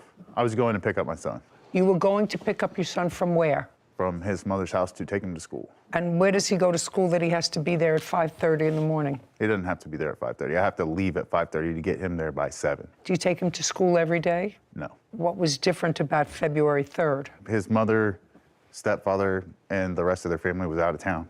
They had asked me to take him to school that day. Just for that one day? Yep. Yep is not an answer. Oh, yes, ma'am. Yes, Yes, is an Your Honor. answer. Okay, so it's about 5:30 in the morning, and? I left my house. It was Look at me. raining. It was cold. It's pretty much the same route I take every day, not at that same time. I was approaching a stop sign at an intersection by the plaintiff's house, and I seen, I guess, either a reflection or what I thought were lights headed in my direction. So I swerved. And Okay, you're still traveling, so you're moving. Does somebody have a diagram of where this happened? There it is. Okay. You were approaching a stop sign. yeah, I was approaching an intersection. So right on... Were you there? No, ma'am. Sit down. Yes, ma'am. Heather sits. You were approaching an intersection. Yeah. It's a two-way road. Yeah. And it looks to me from that, is that an accurate representation? Yeah, except for there was another vehicle on the other side of the road. Okay, but it looks to me that you're traveling sort of in the middle of the road. Yeah, it floods. Okay, and a car is coming from something. You're not sure what. Yeah, I wasn't sure what it You was. were not sure what. And I swerved. I you just got over to the proper side of the road. And your car swerved, and when your car swerved, it hit that blue car that's sitting there. That's the plaintiff's car that was sitting in front of his house. Mm-hmm. Uh-huh is not an Yes, ma'am. answer. Yes, okay. Now, do you want to tell me what you did next? I went through the intersection, turned around to follow what I thought might have been a vehicle headed my direction. And when I didn't see a vehicle, I took my vehicle home, I parked it, I got my insurance information, my driver's license, and I walked back to his house to trade insurance information with him. Okay. You have a video of this incident? Yes, ma'am. From where? From my surveillance cameras. Is it set up for me to watch it Yes, here? ma'am. Yes, it is. Okay, I'm ready. That's your car, sir? Yes. Okay, let's see that again. Footage of a collision. Notice how the truck is covered? Okay, so you hit the plaintiff's car hard enough to push it up on the curb. Speed limit is 30 miles an hour. I've just asked you a question. Yes, ma'am. It looks as if you hit it hard enough to push it up on the curb. Yes, I did. But you told me a moment ago, Mr. Gilbert, and you just piped in that the speed limit there is 30 miles an hour. You said you were slowing down for a stop sign. I said I was approaching a stop sign. Well, when you're approaching a stop sign, you don't approach a stop sign at 30 miles an hour, especially if it's in a neighborhood that you've been in. But according to you, you drive that neighborhood regularly. Yep. However, not at that time. That's what you said. Yes, ma'am. So if you are approaching a stop sign, when I approach a stop sign, and if I know there's a stop sign there, I start applying my brakes a little bit before. Now, I do drive with some people who sort of like to play chicky with a stop sign, you know. Maybe the stop sign is going to move. Maybe it's going to become a welcome mat. So they wait until they get right up to it and put their brakes on. But that's not what you told me you did. No, ma'am. Okay, so now I'm going to say, if you were going very slowly, sir, approaching a stop sign, you wouldn't have hit his car with such force that you push him up on the curb. Okay, your defense is to this action, as I said, that he was parked and he had this car that was covered, and it was parked facing the wrong direction, which is totally irrelevant as to was facing the wrong according to direction. Texas state It law. was on. It's covered over, so you don't know which direction it was facing in. Certainly, the light wasn't on it. If you're I've passed this. I didn't ask you for anything. You weren't there. Yes, ma'am. You weren't there. Yes, ma'am, but She lives in the neighborhood. She drives by it every day. For Just a 30 second. years. What do I need that for? I have a video. Okay. I have a Can video. you see the stop sign in the video? No. You have no idea how close I was. You just told me you were approaching a stop sign. Yeah, Would there you is read a that stop back to sign. me? There Would is a you? stop sign. Would you read that back to me? I was approaching a stop sign. Does he say I slowed down? I was approaching a stop sign. I don't remember. It's about. I didn't say. If you- I did not now say. you can leave. I did not say I was slowing down. Now you can leave. Heather leaves. I did not say I was slowing down. I said I was approaching a stop sign. Okay, that's what I thought. But that's why we have Whitney. Let's see, he says he was approaching a stop sign at an intersection by the plaintiff's house, and I can see either a reflection or what I see lights headed in my direction, so I swerve. Now I would like to see that video again one more time. I would like to see if I see something coming towards you. Actually, I don't see another vehicle coming towards you. Is that a truck parked there? It's a food truck behind it. It's like catty corner to his vehicle. There's a food trailer there that had all of the light, right. A food truck on the other side of the street? Yes, ma'am. A food truck that you could see, but that's parked. Well, I assume since there was no actual lights coming, I assume maybe that's what light reflected off of. You don't assume anything. All you know is you saw something that made you swerve. Yes, ma'am. Whether it was there or not there. So am I getting the fact that your total defense is based on the fact that his car shouldn't have been parked there? Yes, ma'am. Or covered. Yeah, well, but that's a finable offense, Mr. Gilbert. That's a finable offense. If it doesn't cause an accident. No, I don't think it caused the accident. You caused the accident. How did You I cause caused the accident. This is an inert object. According to my HOA guidelines, that vehicle is supposed to be in his garage. According to Texas state law, it's not supposed to be on the road. And I'm going to tell you, I absolutely agree with you that that's a finable offense if his car is parked. So you're trying to interrupt me. Okay. That it's a finable offense. The question is his car being parked illegally the proximate cause of this accident? That's the question. Would that damn be a right fair? it is. I didn't ask you a question unless you went to law school. Huh? No, ma'am, unless you went to law school. Am I in the realm? You're closer than that, was Palsgraf versus Long Island Railroad. His car may have been parked in the wrong spot. Yeah.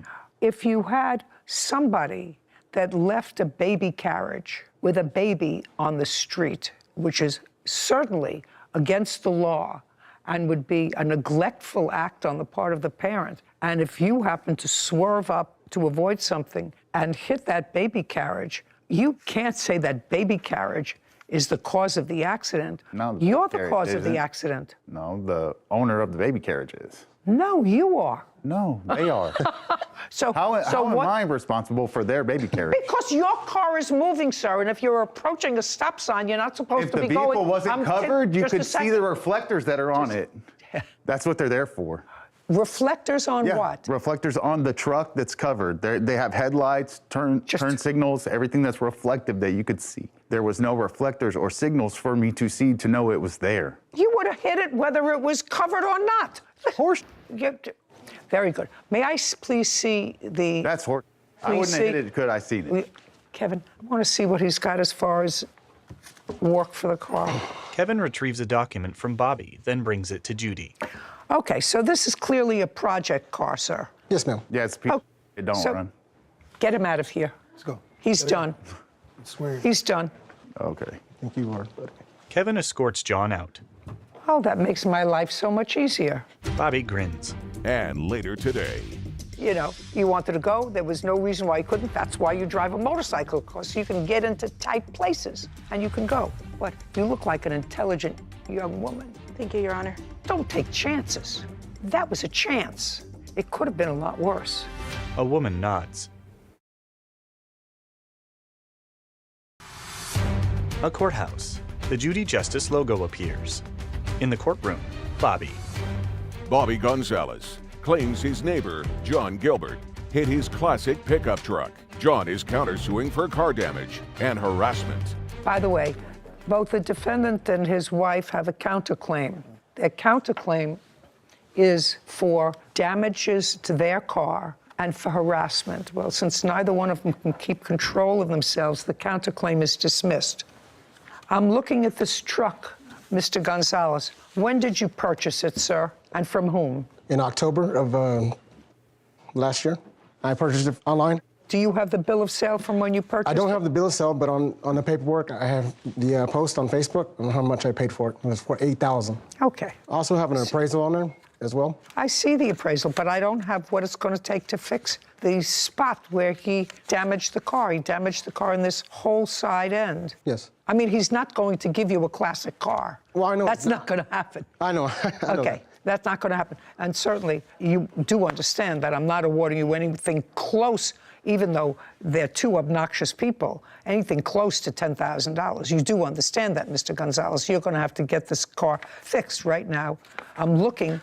Where is a invoice for either the work you had done or an estimate to fix that part of the car that he injured? I cannot give that to you because then I don't have it, the sir. vehicle is a classic. It's very hard to find that type of vehicle. Well, then what you're asking me is to guess, sir.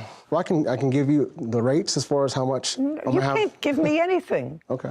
You have to take the car in to somebody who deals with classic cars. So this is a 70-year-old truck, and it's certainly beat up. You had it covered for a long time. It shouldn't have been on the street. You do know that. And I assume that since it's not driven, you didn't have it insured. Well, I took it out for Halloween, just for the kids. Well, I mean, where do you suggest that I conjure up a figure of $10,000 when you have a car that's a year old that has never been driven, that you take out and it's a Halloween ornament? So let me explain this to you. I have to guess at a figure. I would be prepared to award you $2,000 to fix your car because I did see that it had to be damaged as a result of the damage to the defendant's car. If you feel as if you would fare better in your local small claims court where this case came from, because I have dismissed their counterclaim, I will dismiss your case without prejudice and you can take it back to the lower court. Take your choice. I'll go ahead and take it from you. I know I'm not going to get anything from them. Very good. Judgment for the plaintiff in the amount of $2,000. Counterclaims dismissed. Fix your car. Thank you. This court is adjourned. Well, I didn't agree on the price, but with them kind of people, I'm not going to get my money back. It's time to get it repaired. I think you have to be a certain kind of person to not take any accountability when you hit a stationary object. I'll admit, I think that it was probably a 90%, 10% split, 10% plaintiff's fault for parking on the street. I looked up the section code in Texas and did find that if you leave a car longer than 5 days on the street, you're in violation of a code. But like you tried to explain to the very hot-headed defendant, that's a finable offense. That doesn't mean you can ram into it with your vehicle and not be at fault. I just don't know how you take zero accountability after hitting a stationary object. I don't know either, but that's, I think, a problem with a country that's grown up in the last 50 years, that it's never your fault. Yep. It's always somebody else. It's the state's fault. It's the city's fault. It's somebody else's fault. And it's sad because I know that there was lots of acrimony between the two of them without it. But they were hotheads. This is the first time you ever saw me send somebody out. A long time. Yeah, long time since I've seen it. Yeah. But when they're clearly not getting the message and they're being hostile, that's not the proper way to come to court. No. Especially when you're in the wrong. All right, but they have to live near each other. I hope that they sort of get it together. Just keep your fingers crossed. Yeah. Case 2067, Garcia versus Taryn.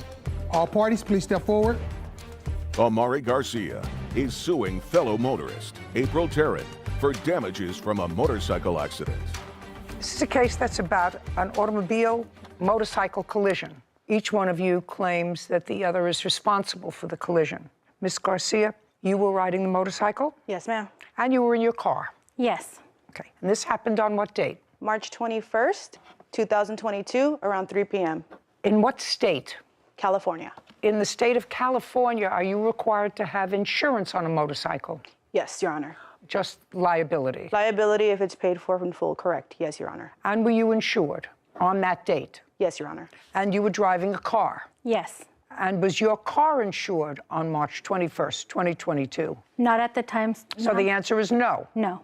Did you have a valid driver's license on March 21st, 2022? Yes. From what state? California. What kind of car were you driving? A 2011 Nissan Sentra. Was it a new car for you, or did you have it for a while? It's a new car. I purchased it 3 weeks prior to the incident. And if you bought it 3 weeks before, how come you didn't have liability insurance? I was looking for insurance, and plus, at the time, I hadn't received my paperwork. It was still in the other person's name at the used car dealership that I bought it from. Your Honor. I hadn't. You know you're not supposed to be driving a car, Miss Taryn, without insurance. Yes, I'm aware of that. Okay. You wanted to say something? Yes, Your Honor, thank you. I have proof that April Taryn purchased her vehicle February 8th, 2022. She drove uninsured for 41 days, and it was not from a lot. It was from someone off the street. I have the proof for that. I'd like to see it. Yes. Amari hands a document to Kevin. who brings it to Judy. For $2,050. Judy reviews it.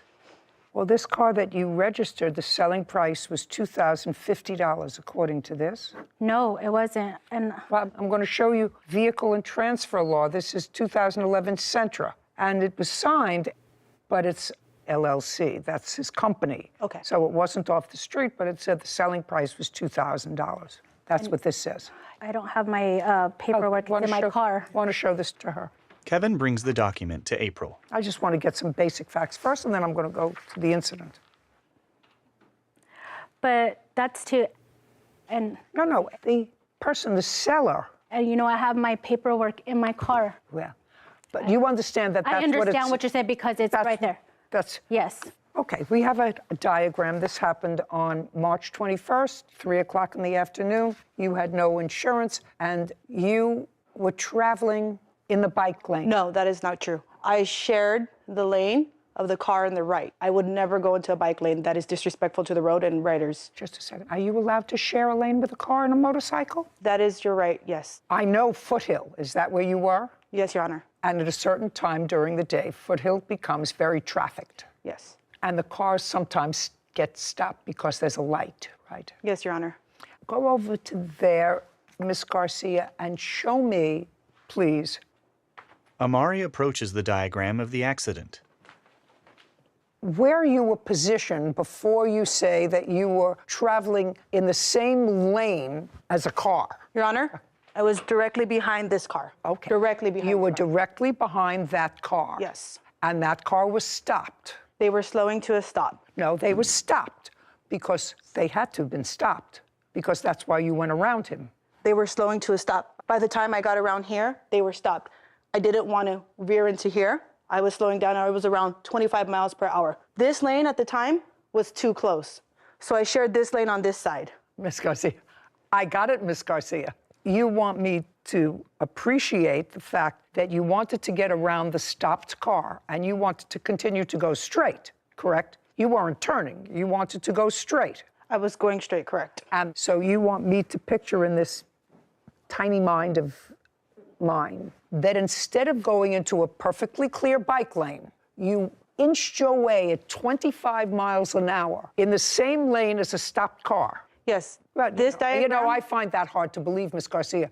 Your I Honor, really find that hard to believe. You may be in the right with regard to this, but I find it hard to believe. The because roads are very wide. I have the actual police photo document of that. I'd like to see it. Yes, Your Honor.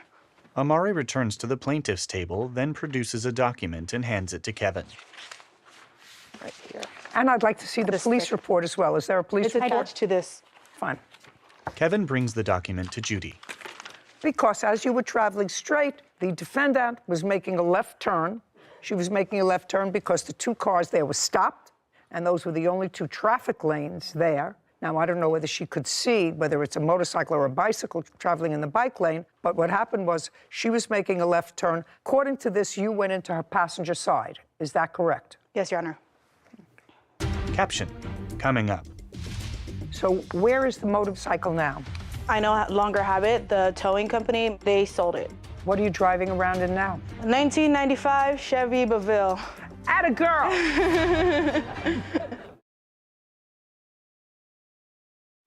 A courthouse. The Judy Justice logo appears. In the courtroom, Amari and April. Amari Garcia is accusing fellow motorist April Taryn of damaging her motorcycle. April claims Amari was illegally driving in the bike lane. Judy reviews a document. Who was in the car with you, Miss Taryn? My son and his girlfriend. One of them had an injury. Yes. My son's girlfriend, she was in the driver's passenger side. And while I was turning into the lane, I just felt a crash and saw glass going into my car, and then she was cut. Okay, and you had an injury to your knee. Yes, I have several injuries. And I have photos as well. You understand, Miss Taryn, that the police interviewed witnesses. The witnesses were in the stopped cars. Yes. And at the end of all of their interviewing process, they determined that you were the cause of the collision. That's what it says. And I don't... It says that you caused the collision by violating Vehicle and Traffic Law 218001, failure to yield when making a left turn. I determined the cause based upon the parties involved and the physical evidence. That's what the police determined. Okay, well, then that's an easy, based upon the police report, because each of you are going to tell two different stories about what happened that day. Police were there, they looked at the physical evidence, they looked at the injuries, they looked at the damage to the roadway, they interviewed independent witnesses, and that was their determination. I understand, Judge, but the police report had some inconsistencies where, like, she was driving in the bicycle lane, which is against the law. And what I was doing, I was making the left turn, as you know. And these two front cars, which one of them was a witness. Yes, that car paused to let you make a left turn. Yes, both lanes. And I was. No, you said both lanes. Both lanes paused. Well, that's what you say. Yes. That's what you say. That's not what this says. See, but they both did. And as I was But I'm just telling you. No, I know. And Yeah, that's but why I'm just telling you. That's not what this is. That's what you say. There was nothing that prevented those two cars from going. Exactly. There wasn't a traffic light. There wasn't a stoplight at that spot. Yes. And there was heavy traffic. Yes. So it's your responsibility to make sure if you're making a left turn that you have to yield to all oncoming traffic. So the fact that you didn't see her is really not relevant. And as long as you understand that this police report supports Miss Garcia's claim that you caused this accident by making a left turn when you shouldn't have been making a left turn, that's what this says. And that, you know, at the end of the day, it's an accident. That's why it's not called an on purpose. It's called an accident. Neither one of you anticipated it. As far as I'm concerned, Ms. Garcia, you're entitled to be compensated, but I'm going to suggest this to you. If I'm driving a motorcycle, which I would never do, just for me, I think it's wacky. I think there are enough crazy people driving around that I like about 2,000 pounds of steel around me, so that if somebody who is not paying attention and there's an accident, I like to be safe. My first car when I was 17, all my friends were getting these cute little cars, you know, that were convertibles, and my father bought me a 15-year-old blue and white Cadillac sedan. It was so embarrassing to drive around in that car. It was a boat. Oh, come on. Everybody else is getting these cute little Corvettes, even if they're used ones. And my father, who loved me a lot, said to me, sweetheart, if you get into the accident, I want you to come out unscathed. And this ensures that you got a shot if you get into an accident. And I feel better. So I'm just telling you, if you're going to drive a motorcycle, don't take shortcuts. I know this place on Foothill, and I know what happened here. You know, you wanted to go, there was no reason why you couldn't. That's why you drive a motorcycle, because you can get into tight places. But you look like an intelligent young woman. Thank you, Your Honor. Don't take chances. That was a chance. It could have been a lot worse. What was the damage to your motorcycle? I have pictures. Would you like to see them, Your Honor? I would. I did look it up.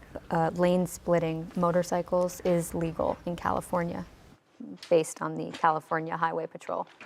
Amari hands photos to Kevin, who brings them to Judy. She reviews them. Okay, I know. I see the pictures. So where is the motorcycle now? I no longer have it. The towing company, they sold it. They sold it for $70 they claim, and I got hit with collections afterwards. I have the bill for that if you'd like to see that. How much did you pay for it? $6,407. Do you have the bill? Yes. I'd like to see it.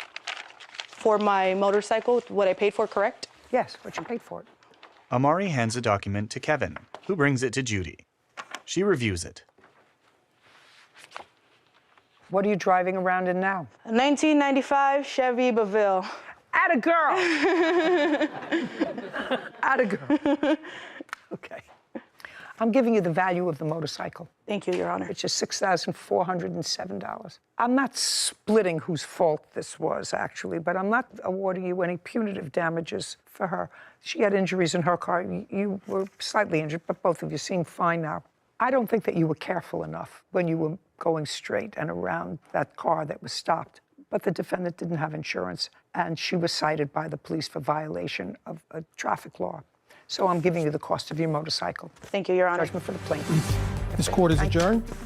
So I actually ended up, after the car had made impact with me, the bike went that way, I went up into the air. It was really frightening. I hit the ground, I hit on my elbow. I've never experienced that before. I was really scared. I thought, like, oh, this is it, my legs are out. And like I said, I was being cautious and thankfully I wasn't. But it ended up in that kind of situation. Definitely more safely as far as better gear and, you know, like she said, don't take a shortcut or anything of that sort. Sarah. So I looked up lane splitting, and in California, it's one of the few states that allows it for motorcyclists. It does say inexperienced riders shouldn't attempt it because, like we see, it's very easy to get hit or for someone not to see you if you're splitting between lanes, but it is legal, so she wasn't in the wrong by lane splitting, but I think it was a sticky situation. You're behind a car, someone's turning. What does it say if you're injured? It does say on the Highway Patrol website that you're splitting at your own risk. So any injuries that happen are at your own risk. So they say if you are lane splitting, it's not illegal. But if you have injuries as a result of an accident, if you're lane splitting, you're responsible for your own injuries. It doesn't say it in a legal term that I could really stick to, but it says it's risky. We're acknowledging that it's risky. You have to assume the risk of lane splitting if that's what you choose to do. Interesting. Title, Judy Justice. Want justice? Go to judyjustice.tv. Did you ever move into the apartment? Never. But you would continue to pay the rent? Correct. I found out that the rent hadn't been paid, so that was a surprise. He's responsible for that rent money no matter what. You lived there alone?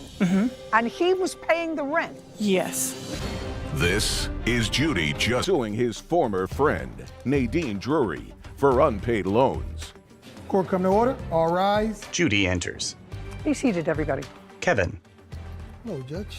How are you, Kevin? Case number 2015, Moss versus Jury. Thank you. You're welcome.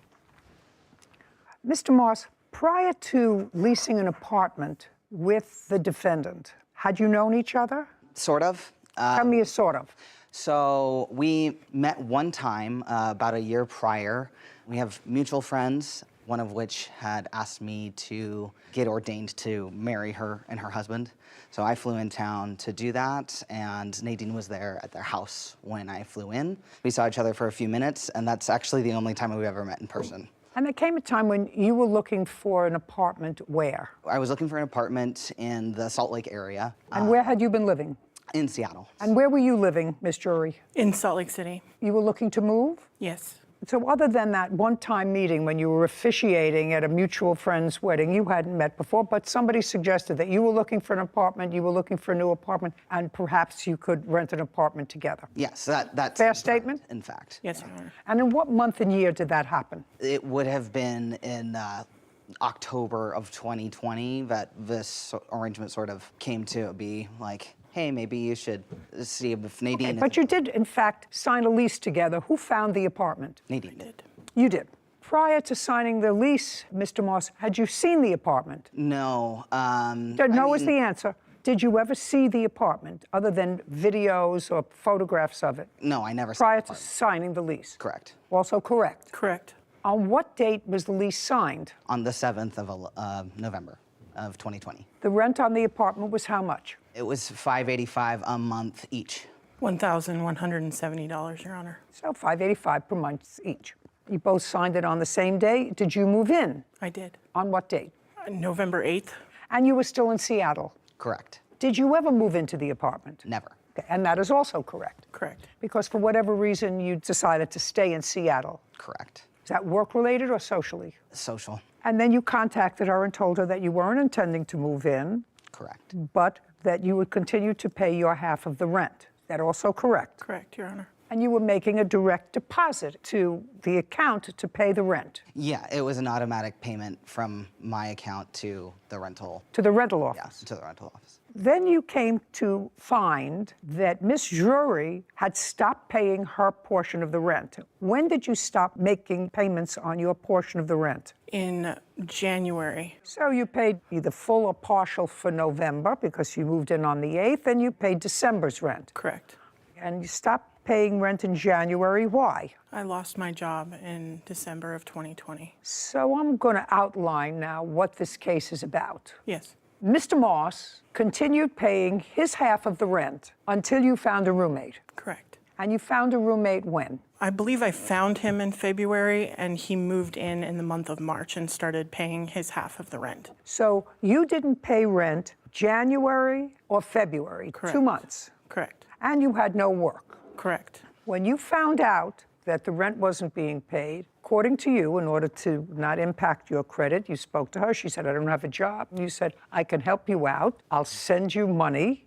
Is that generally what happened? Then I'll get into that's generally what happened, but there is a little more detail to it. I'm going to let you get to the details. All right. And you want that money back. The money that you advanced her in her time of need, which was how much in total? The total is $3,360. She did at some point pay me $300 back, so the amount I am seeking is $3,060. Okay. Are those figures accurate?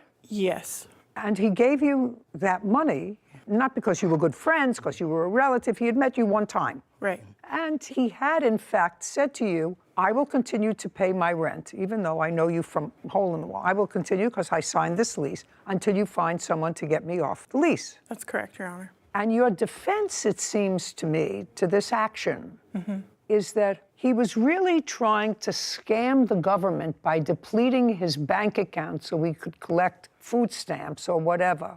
No. And as a result of that, because he wasn't being honest with the government, you shouldn't have to pay him back. I just want to know if that's what I'm reading correctly. There was never an agreement No. payback. That's a different story. I'm going to read this over because, you know, I'm getting elderly, and I may not have recalled exactly what you said in your answer. Judy looks down at a document. It doesn't say that here. It says several months later, it's after you found a new roommate, Emmett randomly reached out to me saying that I owed him money and demanded that I take out a personal loan to pay it. I refused. Emmett has some nerve. Not only did he break the lease, well, what difference does that make to you? He still was paying his half of the rent. So now you had a whole apartment by yourself and he was paying the rent, right? So why does he have some nerve? But he took advantage of me and used me to scam the system. So that's what I understand your defense is. It is. I have video evidence, Your Honor. Video of what? Of Emmett. Of Emmett what? Of Emmett explaining why he was trying to get on assistance and how he was like, it's fine for you to pay rent with this money because I'm trying to empty my bank account so that I can get on food stamps. It is true. Okay, just a second. Just a second. Let's say that's true. He's going. I'm just trying to. Shh. Caption coming up. I furnished the down payment for the car. Okay, so you bought 2 cars. No, just one. I personally didn't have a vehicle at the time. Oh, you know, I'm not believing you, sir. I'm really not buying this whole story.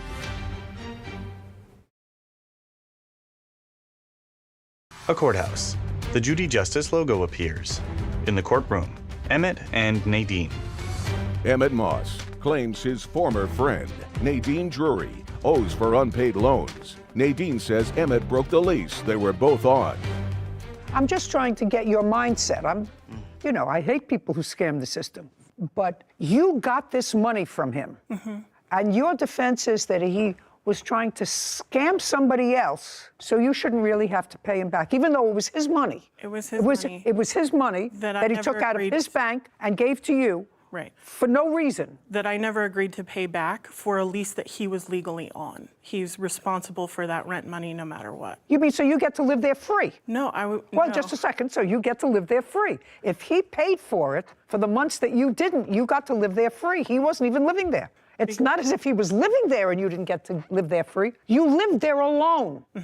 And he was paying the rent. Yes. Well, why do you think you're not responsible for that once you get back on your feet? We never talked about a repayment. No. That's not. Okay.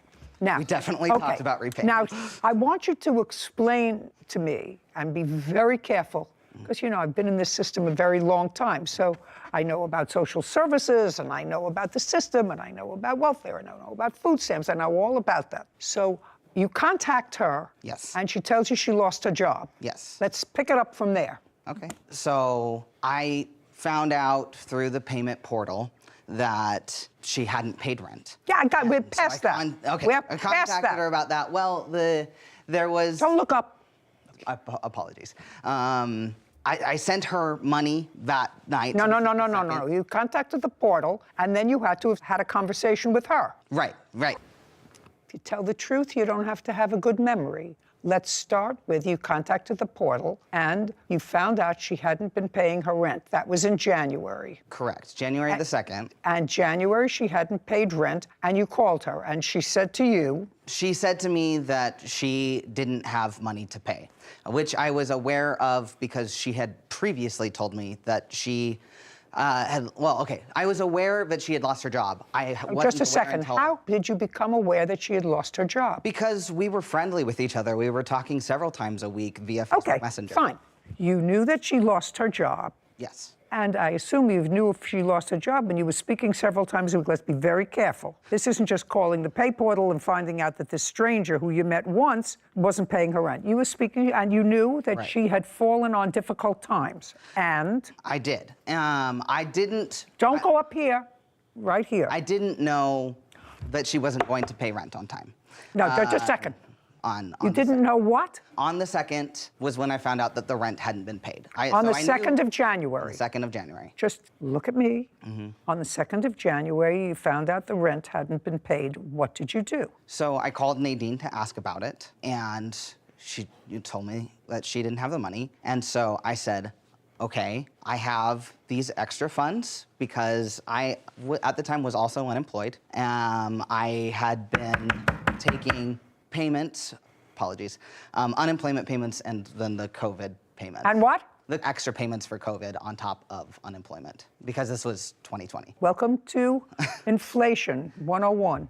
Right. So all of my payments had been late and had come in a lump sum. So that is why I had extra So your money. unemployment and your COVID funds came in one lump sum. Correct. And I want you to think very, very carefully. And you're living where, sir? Seattle. With whom? At the time, I was seeking a roommate. No. Where were you living? So I was living in Seattle. In Seattle with whom? No one. By yourself? Yes. Technically, someone was paying rent because they had moved out. No, you're looking up at the sky. Sorry. Don't look up at the sky. So somebody had moved out of their apartment. Yeah. Which had been prepaid in rent. Yes. So you were living there rent-free. No. This was my apartment that I lived in for 3 years. And someone else had moved in and then moved out. And they broke the lease, not me. They broke the lease, but they paid the rent. Correct. They paid their half. I was still paying my half of rent. I never defaulted on my rental payments in Seattle ever. And they were still paying theirs? Yes. So we were both each paying our respective parts of the rent. And I was paying rent in Utah. And you were paying rent where the defendant was living. Okay. So I want you to think very carefully. When you got your unemployment and your extra COVID money in a lump sum, how much did you get? What? No, don't look over there. You know exactly how much you got. Yeah. You don't have to think about it. Just give me a number. $10,000. Well, that should last you for a little bit. And you got $10,000 on what date? I don't remember. Month? It would have been in November. Okay, so now she's run out of funds, and you say to her, go ahead. By the time we get to January, I do not have $10,000. I have much less because of other circumstances. Like what? Like needing to purchase a car for the girlfriend that I stayed in town. A car? Yes. What else? Rental payments. That's it. Nothing. You bought your girlfriend a car? I did. Her car that she had was a beater, and it was unsafe. I don't care. What about your car? I did use a down. I furnished the down payment for the car. Okay, so you bought 2 cars? No, just one. I didn't have a vehicle at the time. Oh, I'm not believing you, sir. I'm really not buying this whole story. You're living by yourself with a roommate. The roommate moves out. Your girlfriend had a terrible car. You don't live with the girlfriend. Don't. But you bought her a car. You didn't have a car, but you bought her a car. I had, if we need to back it up, I had given up my car in a bankruptcy earlier in the year because of... In whose bankruptcy? My bankruptcy. Your bankruptcy. That is why I didn't have a car. It's getting better all the time. Okie dokie. It was an interesting year. That doesn't mean you don't owe money. It just means I have to know the characters that I'm dealing with. I understand, Your Honor. Okay. Caption, coming up. while you were going to the program, which you said it was in person, were you getting any government assistance that was connected to this trade school? That's either a yes or a no.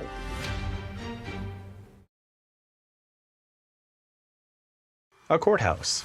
The Judy Justice logo appears. In the courtroom, Emmett and Nadine. Emmett Moss has accused his former friend, Nadine Drury, of refusing to pay back loans. Nadine claims she was used by Emmett to scam the government. So now you've got much less money from the $10,000. You bought your girlfriend a car, you had to pay her rent, you paid your own rent, you had other things from bankruptcies that you had before, so you have a little bit of money left in the bank. Yes. Go ahead. So don't look over there, right here. No, look, that evening of the 2nd, I paid Nadine a total of $710, enough to cover the rent of $585, any fees it would cost her to go and withdraw that money from the bank, and she also asked for extra money for groceries. Just a second. You acknowledge a $3,000 amount of money that he gave you. Am I right? Yes. Or you say that that's correct. That includes the money that he's saying that he spent on rent, that he gave me for rent, and he's also asking for his deposit. I am asking for my deposit. The deposit for the apartment back. Okay, well, he's entitled to that. You have a new roommate who I'm sure you got a deposit from. She chose to not. And if you didn't? Collect a deposit from What? the roommate. Well, that's her problem because I she's agree. going to get the deposit back. Yeah. Okay, well, that's reasonable. She's going to get the deposit back when she leaves. When you leave, if you leave the place in good condition, he was never living there, so if you don't leave it in good condition, then it's on you. I want to know about this video that she wants me to look at, where you tell her some sort of a scheme you have to get more money from the government. It wasn't a scheme. Why don't you tell me about it? So far, we got $10,000 that was supposed to last you for 6 months, and you blew it on a car for your girlfriend. And so you may not call it a scheme. I want you to tell me why you had to have a zero bank account. I didn't have to have a zero bank account. A more limited access to money. What were you applying for, sir? So not so up here, so here. Okay. I was applying for a program to go into the trades. So it was like a work-study program, like electrician, plumber, that sort of thing. And again, I didn't have a job, and unemployment had completely stopped. And as far How many years did you collect unemployment? It was less than 1 year. How many years had you worked? How many years have I worked? Yeah. I've been working since I was 16. So Well, it'd I'm been surprised 14. the unemployment totally ran out because they kept extending unemployment. People were on unemployment for years during COVID. When they cut me off December of 2020, they did not reestablish my claim. I kept applying and it was denied. So I don't know why, but it was. What kind of work do you do now? I work for customer service. Okay. And the trade school that you wanted to go to was to prepare you for what? To be an electrician was what I wanted to do. An electrician? Yes. And was this an online program? No, this was in person. Where? It was in Seattle. And how much did they give you to go to that program? They didn't give me money to go to the program, but the program was free of charge. Okay. So the government paid the tuition? I believe that Well, somebody pays the tuition, sir. Yeah. So the government pays the tuition. And while you were going to the program, which you said it was in person, how were you supporting yourself? So... Were you getting any government assistance that was connected to this trade school? That's either a yes or a no. Yes, Yes. I applied for food stamps and got food stamps. That is what I got. So you applied for some sort of assistance while you were going to this trade school, which you're not practicing now, and you're not an electrician. That is correct. And in order to apply for food stamps, you have to have a certain amount of money is the maximum you can have in your bank. That is correct. Okay. So that's the fraud you're talking about. That's why he gave you the money. Yes, ma'am. Okay. I mean, just a second. I also gave her the money because she was going to need the money for rent. Like, it was one of those situations where it was mutually beneficial for me to give her the money, but it wasn't. You're looking up at the sky. I understand what happened. So I wasn't going to have any way to support myself. I needed something to. The $2,000 was going to cover the rent for my place and my place in Seattle and my place in Utah, and then I wasn't going to have anything left. I understand. that it became mutually beneficial for you to advance her the money Yes. so that your bank account would have less in it so that you could receive assistance and also get free tuition at a trade school that you didn't use. My intention was to use it, and I changed my decision later. Do you think the trade school charged the government once you enrolled in it? Yes. Yes, of course they did. And you know how much the tuition was in the trade school? Yes, you have to know. No, it was free to you, but it wasn't free to the government. Right, The government yeah, pays $1,500 was what I was made to understand. baloney. You people really somehow deserve each other, but you owe him $3,000. Madam, judgment for the plaintiff. We're done. This court is adjourned. I'm a little bit shocked to be made out as a government scammer. I mean, I lost my job and I wasn't able, and he bailed on the lease that he signed. Because that wasn't ever my intentions. I mean, I was alone. I had lost my job. I just didn't have any support. Definitely careful about getting money from the government. Just glad it's done. Glad I don't ever have to see him again. Haven't had to do that since this whole situation, and I intend to keep it that way. Sarah and Judy. You know, it's so unfortunate because the plaintiff looked like an intelligent enough man, able-bodied, seemingly, and he spent a lot of time, effort, brain power into bankruptcy proceedings, trade schools that would be paid for by the government, applying for food stamps, knowing what the threshold for food stamps is so that he had to get rid of a certain amount of money. That seems like a lot of time and effort that could have been better spent gaining legitimate employment or skills at a trade school legitimately. And it's just unfortunate that some people decide to take the path that I view as more difficult in searching for ways to get free money. Really unsatisfying. Yeah. If you think about it, unsatisfying. Maybe going forward, he'll take a different path. Maybe. I doubt it. Title: Judy Justice. Want justice? Go to judyjustice.tv. I got kicked in the head by a horse. I'm out of work. They said I have a cognitive deficit. She had horses that were unsound. Her young horses were jumping and running in paddocks with huge boulders. It was unsettling. You understand what I'm saying. This is Judy Justice. Diane Dippenbrock is suing horse breeder Jessica Austin for the deposit on a horse. Court come to order. All rise. Judge Judy enters. Have a seat, please. Kevin approaches. Hello, Judge. Case 2136, Dippenbrock versus Austin. Thank you. You're welcome. Judy turns to Diane. Dippenbrock. Yes. You bought a foal, which is a baby horse, in utero, which means that the horse had not yet had this foal, but you wanted to place an order for it, and Miss Austin is in that business. Correct. You entered into a contract. By the way, what is the gestation period of a horse? Roughly 340 days. And at what period in the horse's pregnancy did you enter into this contract with the plaintiff? Roughly 3.5 months into the gestation. Okay. Did you have a written contract? Yes, Your Honor. I'd like to take a look at it because this is a contract action. And it is your claim that you made a substantial deposit, over $3,000, for the horse, that when the horse was born, it did not meet the specifications of this contract. You wanted your money back. The defendant says that's not true, that the horse did meet all of the requirements of this contract. The one specifically that you're referring to is something in this contract, which I will read, I assume, that says that the horse must be, once born, insurable within the first 2 days or 48 hours of its birth, and that this horse was not insurable within 48 hours, and therefore you decided to terminate the contract. That's your position, correct? Yes, Your Honor. I request- And it's your position that the horse was in fact insurable. You say you can prove that because you did in fact get insurance on the horse within 48 hours of the horse's birth? And so... No, don't. Your Part of that position is statement that you met the conditions of the contract. Yes. Okay. Judy reviews the contract. Okay. The deposit for 25% of the purchase price, the seller agrees to hold the foal off market exclusively for the buyer until the foal reaches 48 hours old and is deemed insurable. Well, does that mean that foal is taken from the mother and transferred? No. So the foal stays with the mother until it's how old? I choose to wean at 6 months because they seem to be better adjusted if you wait until that period.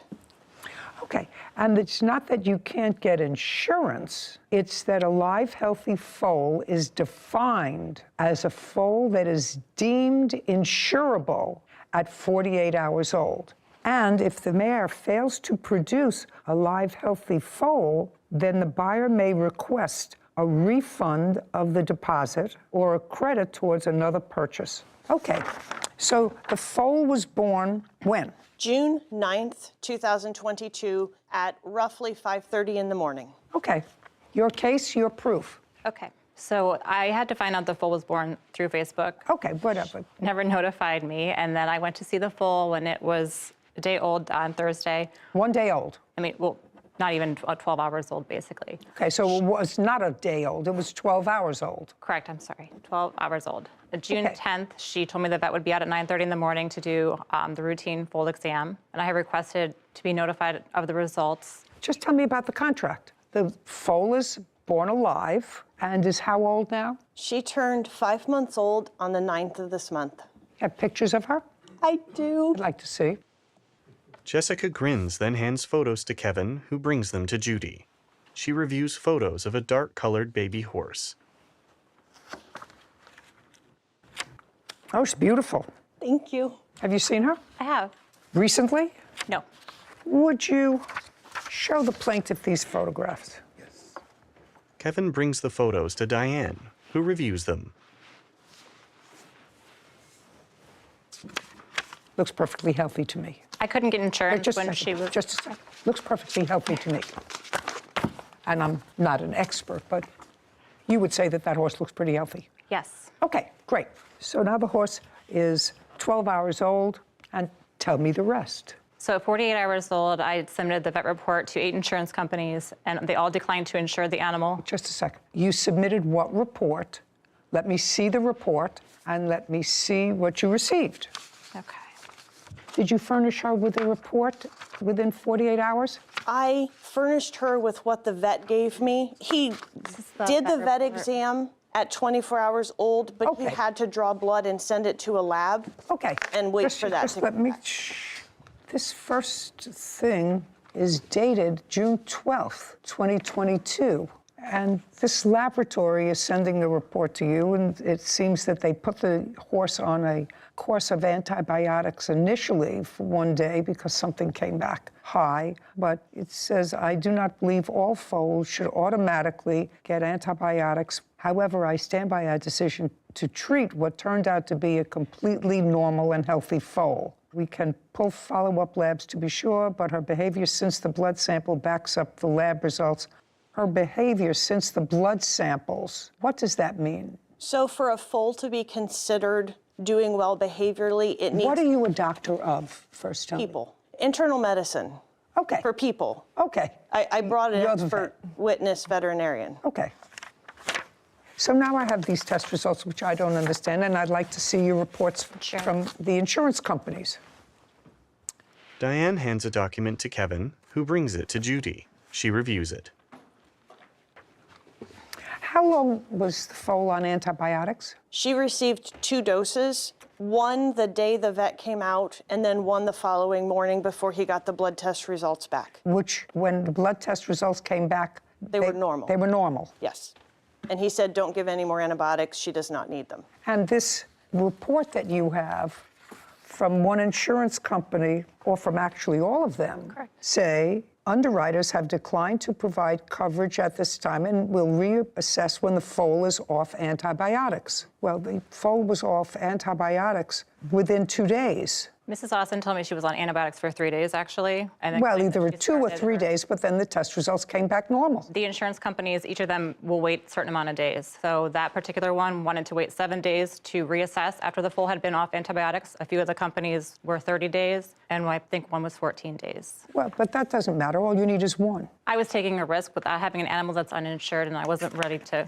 This is problematic for me, because if I put a deposit down on something that I really wanted, and within 2 or 3 days, any question with regard to whether or not the animal was insurable or healthy, if my intention was to honor the contract, I would say, let's see if the results are normal or abnormal. Now, the results came back that the foal was perfectly healthy. So unless you had, in my view, something preconceived that you wanted out of this deal for some reason other than insurability, it's your horse. I signed the contract based on the fact that she could be insured. The year before, I purchased another in utero, and that foal was insured at 24 hours old, and with the same type of contract. I wasn't going to enter That's into all the right, contract. but that's all, you understand what I'm saying to you.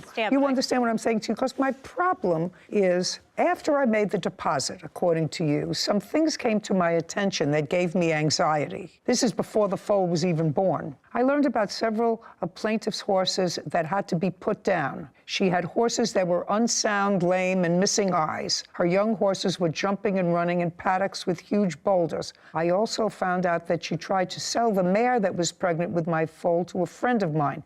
It was unsettling. Correct. Right. So I'm trying to just put this in chronological order for myself to understand whether there was a true breach of this contract. Caption coming up. You have a counterclaim. Yes, Your Honor. For what? When I originally got the notification from the court, I got kicked in the head by a horse on July 4th, and they had done testing. I'm out of work. They said I have a cognitive deficit. What does that have to do with what you want? Later. So this is a picture of the car before he painted it? No, ma'am, that's after. Oh, it doesn't look bad. From afar. Listen, when you're born in 1964, everything looks better from afar. A courthouse. The Judy Justice logo appears. In the courtroom, Diane and Jessica. Diane Deppenbrock is suing horse breeder Jessica Austin for the deposit on a horse. Jessica is countersuing for breach of contract. The foal is born on the 9th of June. Correct. Was given a dose of antibiotics on the 10th of June. Correct. Because they were suspicious of something before the blood was drawn. Correct. Given another dose of antibiotics in the morning of the 11th. Correct. The blood results come back on the 12th, which indicates that the horse was totally normal, and you advised her, correct? That the I test immediately result... forwarded the email to her, correct. Okay, now the foal is 50 hours old, and you're told that the foal is totally healthy. I'm not sure that I'm comfortable with your position that there was a material breach of this contract. I think that a perfectly healthy horse was born, and it was within a reasonable period of time, may not have been 48 hours, but if they were being very cautious in starting the course of antibiotics. You're the vet. Stand up and tell me if I'm not seeing something. The vet who saw the horse, was that you? It was not. Okay. Evidently decided that to be very cautious, they would await the blood test result on the horse, on the baby, and start a course of antibiotics that could be stopped if the blood tests came back normal, which they did within a day. Oh, I don't think that there's been a material breach of this contract by the defendant. I think that you're obligated. If she wanted specific performance, that's fine, but you're not entitled to your deposit back. I have an email from the insurance company from the 21st when she finally told me that the foal was insured. Just a second. I can't take that risk for 2 weeks on an animal. No. Get insurance on. No. But your problem is, it wasn't 2 weeks. Your problem was, it was less than a day within adding it on to that 48-hour period. And I have to determine whether that was a material breach of the contract. Certainly, if the lab results came back that show that there was any deficiency in the horse, I would say absolutely you're entitled to your deposit back. But they did not. They came back and they said that a vet wanted to be very cautious, but the vet turned out to be wrong. My contract didn't state anything about a vet. I'm telling you, I don't find that one day was a material breach of the contract, because if you had then on the third day sent the normal blood test results out to the same insurance company, the insurance company would have found that the horse was insurable. They wouldn't, because they wanted to wait 7 days until the horse was off antibiotics. Then you wait 7 days. That's still not a material breach. She's not asking you for the rest of the money. So if something would have happened in those 2 weeks, I would have been out $9,000. That is not just a second. accurate. You were not. You weren't going to take the horse until the horse was 6 months old. I wasn't going to take the horse if it wasn't if it couldn't be insured. Well, it could be insured. It turned out that the vet was cautious and you were wrong. And I believe that you had already made a decision in your mind. I had not already made a decision. Well, I find that there's not a material breach. You don't get your deposit back. Now, horse is yours. You have a counterclaim. Yes, Your Honor. For what? $1,500 for my lawyer costs and another $100 to file the counterclaim. For your lawyer's costs for what? When I originally got the notification from the court, I got kicked in the head by a horse on July 4th, and they had done testing. I'm out of work. They said I have a cognitive deficit that they're working. What does that have to do with what you want? I mean, I'm sorry about that, but what does I that obtained a lawyer to represent me in court because I didn't know if I would be capable of representing myself. Oh, well, but you are perfectly capable of representing yourself. You don't get your deposit back. So now you have a perfectly healthy horse that you can sell and hopefully sell for the same amount that you sold it to the plaintiff for and pay your attorney's fees. Do you understand? Because she lost her deposit. I don't think that there was a material breach of a contract with an extra 1 day to get normal lab results back. Your case is dismissed. We're done. Thank you very much. This court is adjourned. Jessica. As the judge read from the contract, as the seller, I assumed all risk on the foal until she was 6 months old. Put a lot of money to make an investment in, and you want to make sure that your assets are covered and that the horse can be properly taken care of if something does come up. Therefore, the argument that the buyer would lose anything if something happens to the foal is inaccurate. I'm really happy with the 2 horses that I have, and I'll continue to stick with the ethical breeders that I know. And the insurance that we obtained was based on the exam at 24 hours old. Therefore, we have proven that we upheld the contract. So one interesting thing about that case is, as I was looking at the calendar of what day the horse was born and when the vet came out first and when the results came back, the horse was born on a Friday, and then the vet came out Saturday, and I was surprised that any lab sent labs back on a Sunday. So in a business that's so dependent on something you can't control when the horse is going to give birth, why would the defendant put in her own contract a 48-hour, such a tight window for insurability for the horse? Maybe it's standard practice. I don't know standard practices for horses or anything like that. But you're right, it's a tight window. And my guess is, although I could have asked the question, probably standard in that industry, I'm not sure. But it's interesting to note that in contract law, unless time is of the essence, there has to be some sort of material breach. And, you know, in this case, if the defendant had not had a vet come out and look at the horse for a week, well, that's a different story. She had a vet come out immediately. The vet was super cautious. Vet turned out to be ultimately, thankfully, mistaken that there was nothing wrong with the horse. Got a clean blood test, but the plaintiff had already determined that she had buyer's remorse with regard to this deal. There was another agenda there because the horse looked beautiful as it turned out, 5 months old, and a beautiful animal, and it was perfectly clear within 60 hours. And the defendant seems to love it now and very proud of it, so it's in a good place anyway. Yeah. Case 2134, Wimberly versus Mahara. All parties, please step forward. Tina Wimberly is suing auto body worker Robert Miera for a refund of a 1969 VW Bug paint job. Miss Wimberly, tell me about this car that you have. So I have a 69 Volkswagen Beetle. I've had the car for about 20 years. Where did you buy it? In Salt Lake City, Utah. Is it a bus or a Bug? It's a Bug. My goodness, I remember everyone had one of those cars. The whole world had those little Bugs when they came out, except me. Scared to death. Okay. Anyway, you've had it for a long time and you try to keep it restored. Do you have a photograph of it? I do, yes, I'd like ma'am. to take a look at it, please. Caption coming up. You acknowledge it's unsatisfactory because you said, I didn't I'll acknowledge. fix I said I'd take care of it. And a good gesture to try to make things work with her. I did not deny her any kind of service or say, go get lost until she started cursing at me. No. She didn't tell you she was cursing at me, you know.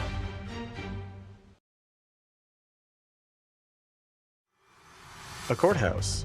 The Judy Justice logo appears. In the courtroom, Tina and Robert.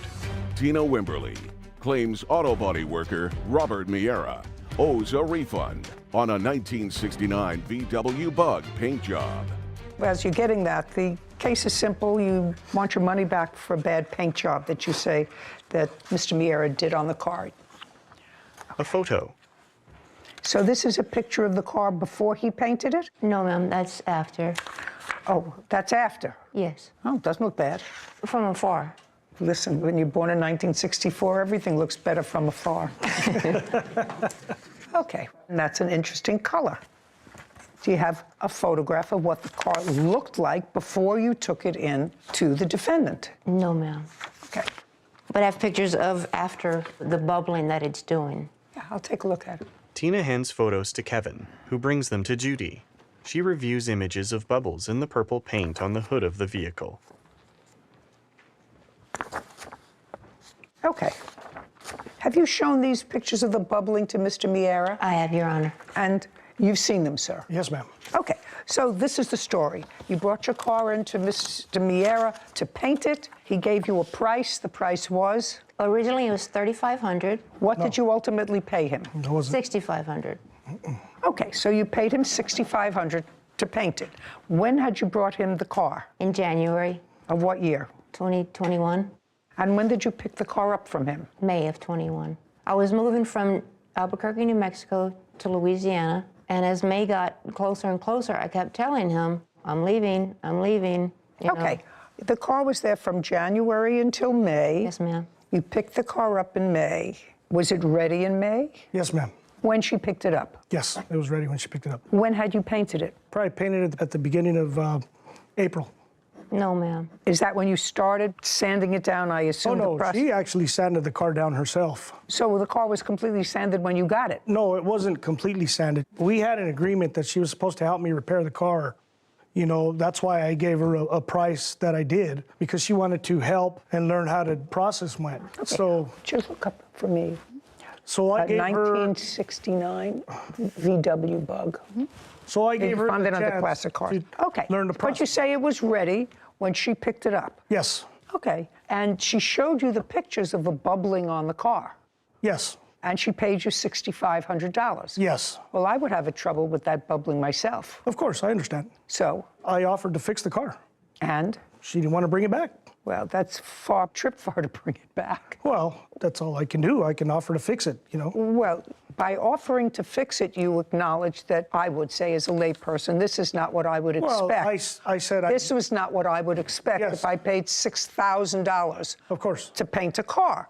And what steps, because this bubbling seems to be in various spots of the car, so it's impossible, and I'm a lay person, you know, I went to law school. Yeah. I didn't go to mechanic school or painting school, but I've lived a long time, and when you have spots like this on anything, either a wall or a car, you can't just spot fix it, right? No, you can spot fix it. It's all over the car, Your Just a Honor. second. Yeah. Well, it's been my experience that you can't spot fix it because this is a bright color. It was done now almost a year and a half ago, and you're not going to be able to match colors because car colors like bright ones fade. So if you just do it in spots, it'll look like a leopard. Well, not necessarily. Not necessarily. There's ways to adjust the paint, the color of the paint. Well, you can tint Mr. Miera, she is not bringing the car to New Mexico when she now lives in Louisiana. Yes. Because that would cost her. I know I transport cars of mine when I move around, and that's very expensive. Not quite as expensive as the paint job, but close, which would mean she would have to incur a substantial expense to get you back the car from a paint job that clearly was unsatisfactory. Well, that you acknowledge as unsatisfactory because you said, I didn't I'll acknowledge. fix I said I'd take care of it in a good gesture to try to make things work with her. I did not deny her any kind of service or say, go get lost until she started cursing at me. No. She didn't tell you she was cursing at me, you know. Well, Mr. Miera, if what I say you would have to do would be to start over, sand down the car, which she did herself, according to you, because if she sanded got the a car... discount for working on her. She worked on her own car, so she got a discount for working on her own car. So she had her hand in it as well. That's terrific. You're going to give her back her money, $6,500. Judgment for the plaintiff. We're done. This court is adjourned. I think when she transported the car the moisture and the climate that she took it to may have played a factor. I totally disagree with what he said because I took it from his house, put it in another van. And having the car bubble like that, but you know, I'm not sure. There's a lot of things that could happen. And the moisture with what he's claiming, there's no way. I tried to rectify the situation and it didn't work out, so. Time to get it looking good again. Sarah and Judy. He never got back to me about how much the 1969 Beetles were worth. And I was surprised because reading the papers, reading a $6,500 paint job, I was surprised at that. Like, that was very expensive to me.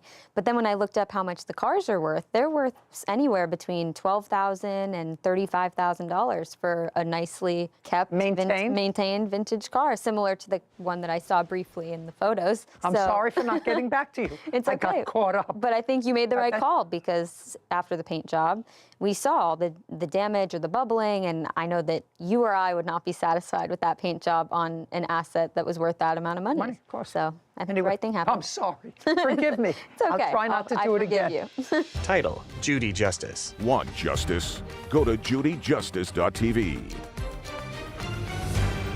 Did you file a restraining order against him? I did. He came to my house unannounced and told me that I was fired. He called and made threats, basically talking about I'm gonna come to your house and everything. No. Play with me. I'll show up at your house. Yeah, that's a threat. This is Judy.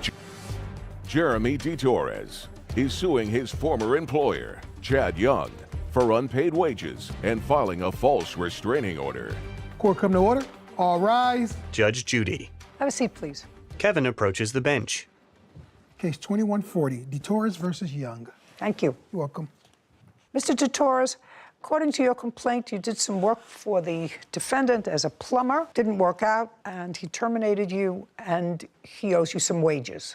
Yes, ma'am. The defendant says that while your work in the beginning was okay, you were never an employee of his. You're an independent contractor. That's the way he sets it up, and he's going to explain that to me. That he paid you your wages, even though the last job that you did cost him an awful lot to repair. He was not happy with the quality of work that you did, and his counterclaim is for vandalism, something that happened with his truck, work hours lost due to your incompetence. That I'm not going to hear, sir. You know, you make a choice with an employee, and if it turns out to be something that is less than satisfactory, then you let them go. But the one who I assume suffered from what you call lack of quality work that he performed was the person that you were working for. Was that a private residence that he was doing work in? Yes. Yeah, a bunch of private residents. Yeah, that's the person who suffered. Yes. Yeah, sure. Okay, so we're going to make this as easy as possible. From what days to what days did you work? I worked for Chad from June 13th to August 3rd. And how much were you supposed to be paid? For those 3 days, $840. And that's for 3 days' work? Yes, ma'am. Did you say June 13th?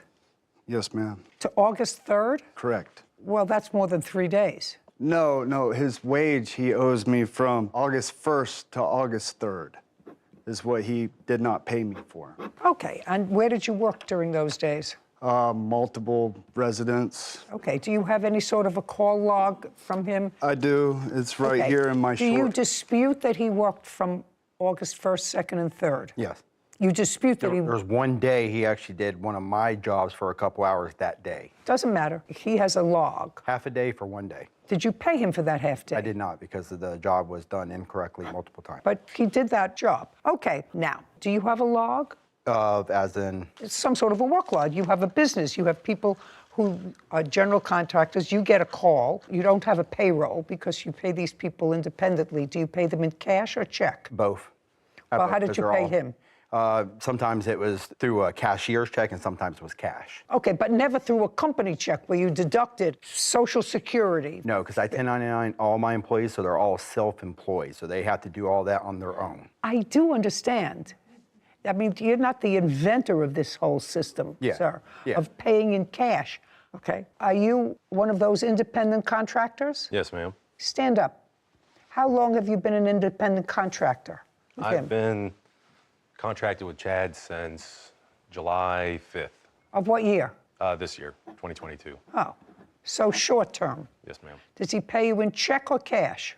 Uh, No, look at me. check at first, and then later on it became through Venmo, and then it's gone back to check now. What kind of check? Cashier's check. Just a straight cashier's check with nothing taken out. No, ma'am. No, I go to my bank to get all that. What? I go to my bank to get the cashier's checks, and sometimes I Venmo him the payment too, just to pay. I understand, but sir, you're not the first person who I know who pays their people in cash and says that you're independent contractors. You're independent contractors. I don't want to know about it. What name do you use for the cashier's checks? My personal name. Is this the first time you've worked for him? Yes. Okay, let me see what you have for August 1st, 2nd, and 3rd. Where did you work? Come on. There were multiple residents, ma'am. Well, you have to tell me so that he can answer. He said that you worked half a day that he didn't pay you for. Yes, ma'am. So let's say that's a full day.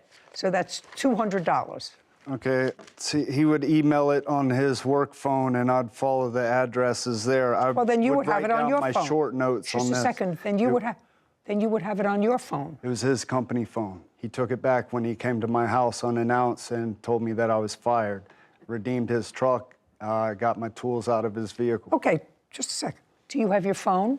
I do. I have my personal one that I. What about the phone that you took from him? No, that one's actually broke, so it's been with Mo for the past week. Let me see the notes that you have that you took. Yes, ma'am. Jeremy hands a notepad to Kevin, who brings it to Judy. Fascinating. It's my shorthand, ma'am. How do I know what dates these are for? It was all on his phone, ma'am. Well, that's not him to have to prove, sir. I wasn't able to prove anything when he took his phone back. I just had that's the notes when I was employed for him, as I wrote down. It's not helpful to me. Yes, ma'am. So far, the only thing that he's acknowledged is that he owes you a day's wages. Yes, ma'am. Just $210. The other part of your complaint is a false restraining order against you. Yes, ma'am. Did you file a restraining order against him? Do you have a copy of what you wrote in your restraining order? I do. I'd like to see it. Chad hands a document to Kevin, who brings it to Judy. She reviews it. So what got me that restraining order is he called, made threats, and made Was threats. this after you fired him? It was. Okay, so after you fired him, he called you. Made threats. Well, what did he say when he called you? Just basically talking about I'm gonna come to your house and everything. He wanted money. Yeah, I guess, yeah. He said, you didn't pay me. Yeah. Okay. You say you got a text message and voicemail from Jeremy threatening to come to my place of residence. Yes. Can I hear it? Yeah. Do you want me to play it, or do you want to look at it? I want to look at it. Okay. So, Mr. Torres, did you, after he fired you and came to your residence, took your house, did you call him threatening to come to his house? I did. You did? With the police. It says it on these text messages, ma'am. Okay. I'm going to take his phone and those text messages. Kevin brings documents and Chad's phone to Judy. There's more text. That's just the one where he said he'd send me my money. That's the voicemail, if you want me to play it for you. Sometimes the transcription doesn't work. Yeah. You want me to play it? Just. Sarah presses a button on Chad's phone. Hey, bro. I definitely worked more than 9 hours for the last week that I worked for you. I'll be contacting my... Play with me. I'll show up at your house. Yeah, that's a threat. With the police. Just a second. That's a threat. Yes, ma'am. Okay. I've had more. That's a threat. I had more incidents before that as well. May I say something, ma'am? He accused me of going into his gated community, slashing tires on his work vehicle. I stated that I was going to come to his house after, if you read my text, I said to him, hey, bro, I think I misunderstood your text message. If I did, my bad. If not, I'll show up at your house with the police. I never went to his house. I waited to see if he'd be the big man and just send me my money like he said he would. I listened to the message, sir. Yes, ma'am. The message sounded threatening. Did you read the rest of them? I don't care. That message sounded threatening. Caption coming up. Where does it say here that his tires were slashed? In my mind, somebody writing that against me, flattened tires, what else would it be? But you have to understand that that's not what this says. And later today. I was financially struggling. Well, you weren't living together at the time. No, she would periodically come over and yeah, but you weren't living together at the time. So how would she find out that you were in financial trouble? A courthouse. The Judy Justice logo appears. In the courtroom, Jeremy and Chad. Jeremy DeTorres claims his former employer, Chad Young, owes for unpaid wages and filing a false restraining order. Okay, that message alone, if he felt threatened because you were going to come to his house, and you not only said you were going to come to his house, but you used an expletive before you did that, which sounded threatening. This may be more benign, but that phone message was sufficient for him to file for a protective order against you. Okay, why didn't he show up at the protective custody order? I don't answer your questions. No, you don't you're necessarily. absolutely. Some people don't pursue it because once it's done, it's done. It wasn't done. And once it's This done, is the dismissal right here. Dismissal for the No, injunction. I didn't show up. I understand he didn't show up, sir. Yes, ma'am. But I'm saying to you, I listened to your text message, and he had an absolute right to see. Can you see where he threatened me as well with all these back and forth texts and calling each other? Because it's in the text You're messages. suing him for money owed for wages and filing a false restraining order. Okay. You've proven that you worked an additional day for which he didn't pay you, which is $210. He has a counterclaim. Yeah. He says that you vandalized the tires on his car. The rest of it, I'm not dealing with, sir. You picked this employee. You don't then sue the employee if you don't like the job that they do. You fire them and you get somebody else to do the job. But you can't sue him because did the person who you did the job for sue you? No, because I've got a really good reputation with my customers. Because you fixed it. Because it wasn't done right. Yeah. Okay. Even up to that last day I said he worked for me, that job I had to go back to 2 weeks ago that they couldn't close on the house. And next time you won't hire him. Yeah. Maybe other people won't either. But I want you to tell me about the tires. I want you to tell me what proof do you have that he had anything to do with your tires? When were the tires slashed, flattened? So the police report was done Friday when he made the threats. Friday, what date? I got the date right here. I think it was August 5th. Yeah, so August 5th is when he did it. August 5th is when the police report was made for the threats. For the threat, for the voicemail? Yes. Okay. Okay, so it was the end of the day Friday, so court's closed for the weekend. August 5th? Yep. And then Monday, the 8th, I went outside to go to work. My tires were slashed in the end. At that point, I realized it was just over and done, and I need to go down and get a restraining order so people can't come onto my, my property. Because you believed it was the plaintiff who was responsible. You believed you didn't have proof at the time. Yes. You didn't have proof. Again, and even in my injunction, I knew all I needed was this police report to get the injunction, so I just put in my police report. You're not talking about an injunction. You're talking about a restraining order. Yeah, the restraining order. Yeah. Okay. I went to file the restraining. So in my restraining order, I put just my tires were flat. I did not put my tires were slashed at any point because I knew the police report was enough to get the restraining order. Okay, your so I tires didn't go were in flat. detail about my tires. Okay, so in the police report, you have that your tires were flattened. No, that wasn't on the police report because that didn't happen yet. The tire incident did not happen. Okay. That happened Friday. Monday morning, I went out in my vehicle to go to work. That's when I found them flat and slashed. Did you file another police report? That's when I went and filed the restraining order that day. And Okay, and in the application for a restraining order, you said? That my tires were flat, and that was it. Yes, okay. I didn't mention that they were slashed. Correct. So I don't know how he would know my tires were slashed if I didn't mention it on my restraining order. I don't know. That's an interesting question. Mr. DeTorres. Mr. DeTorres, stop your paper fluttering. Okay. What made you think that the defendant's tires were slashed rather than just the air let out of them? Because I read this police report and it has a mark right here saying, or the file that he did. Show me. And make a circle. Right here, damaged property is what I read. He checked that I damaged his property because this is written against me. Mr. DeTorres, do you understand my question, sir? Yes, ma'am. I'm sorry. I'm nervous in the Just a second. This has nothing to do with nerves, Mr. DeTorres. Well, I had no sleep last night. That has nothing to do with sleep. As far as not being... Just a second.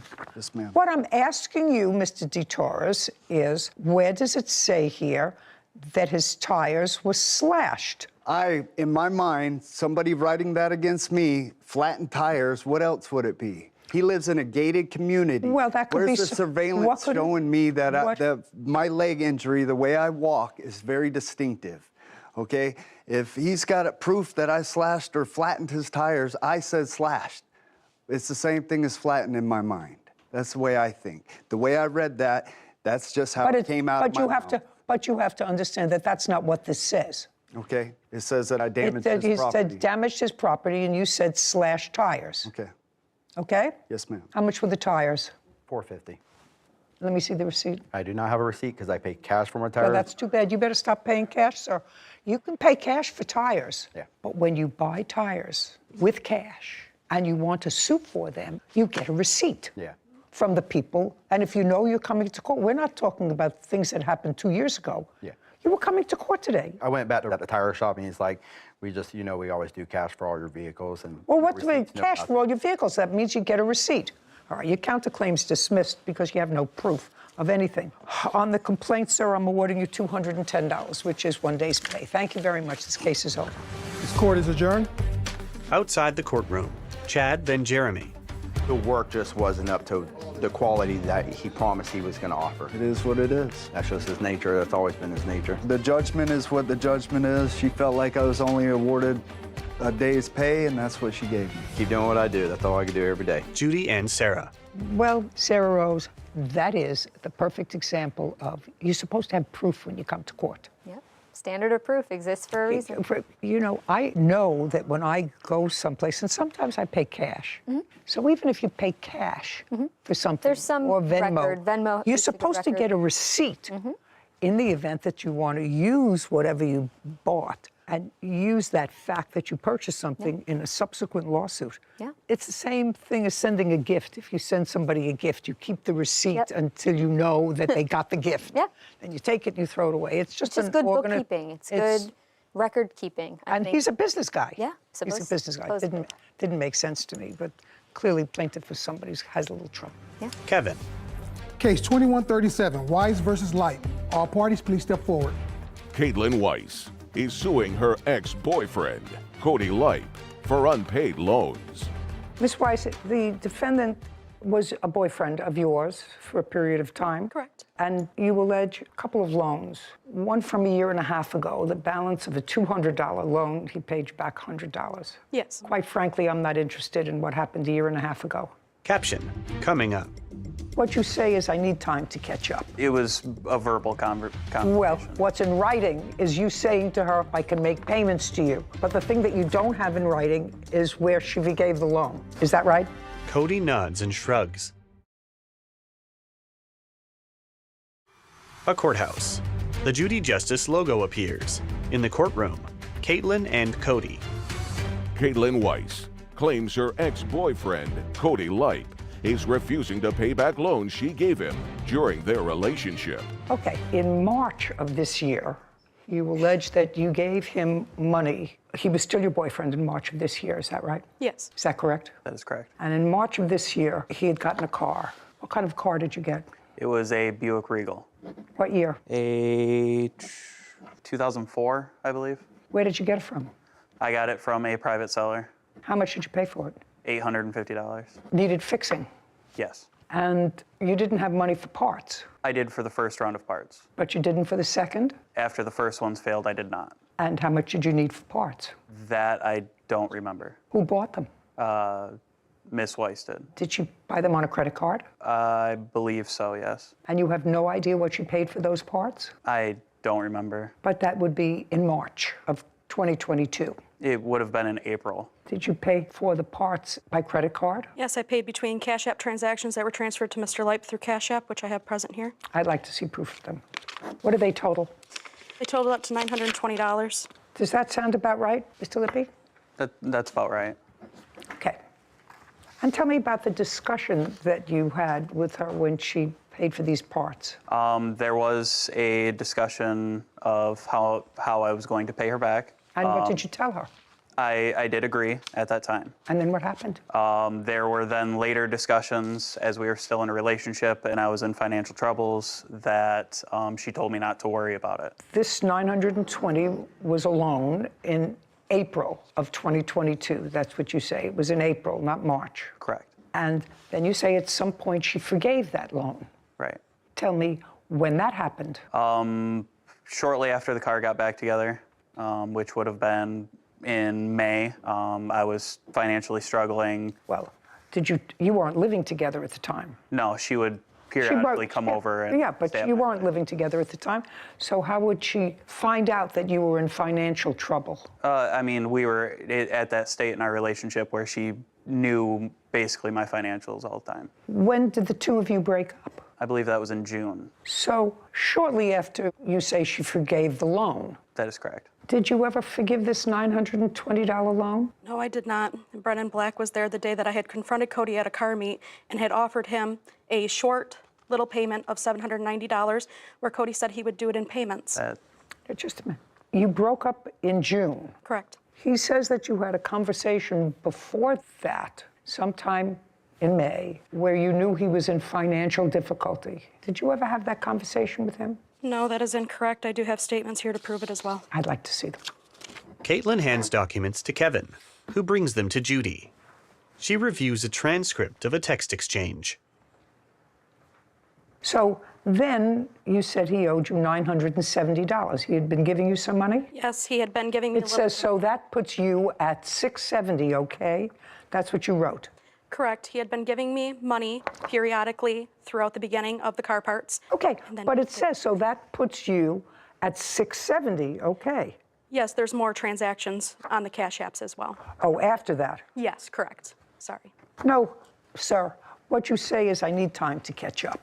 There's no forgiving here unless you have some... It was a verbal conversation. Well, what's in writing? Right. What's in writing is you saying to her, I need some time to catch up. I can make payments to you. All of that is in writing. But the thing that you don't have in writing is where she forgave the loan. Is that right? He shrugs. Yeah. $920. Judgment for the plaintiff. We're done here. Thank you. This court is adjourned. Outside the courtroom, Cody, then Caitlin.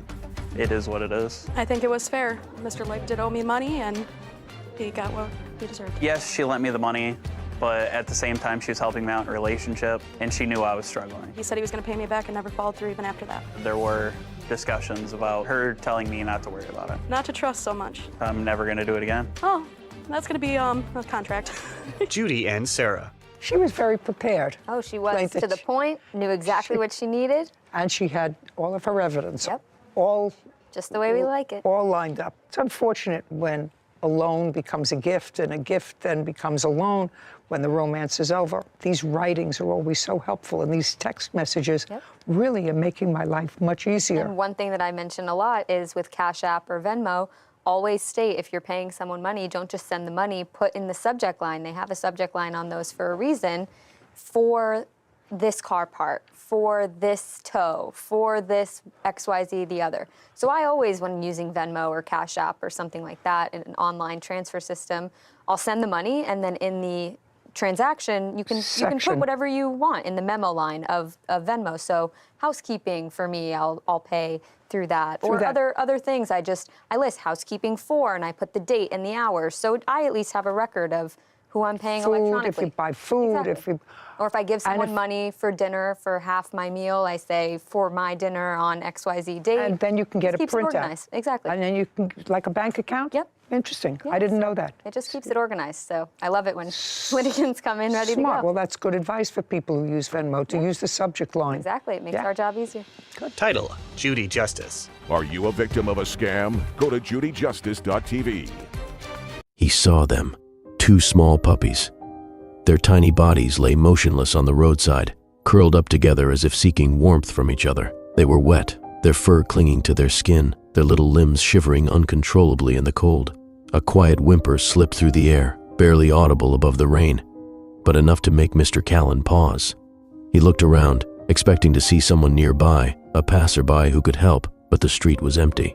There was no one else.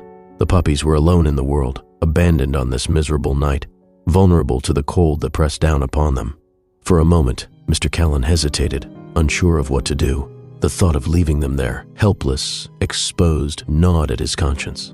He reached into his pocket for his phone, prepared to call for animal control or a shelter, but then, just as quickly as they had appeared, a shadow loomed over the puppies.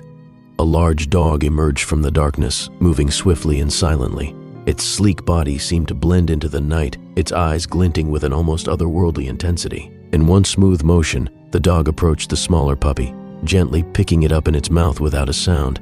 The second puppy remained still too weak to move, too cold to react.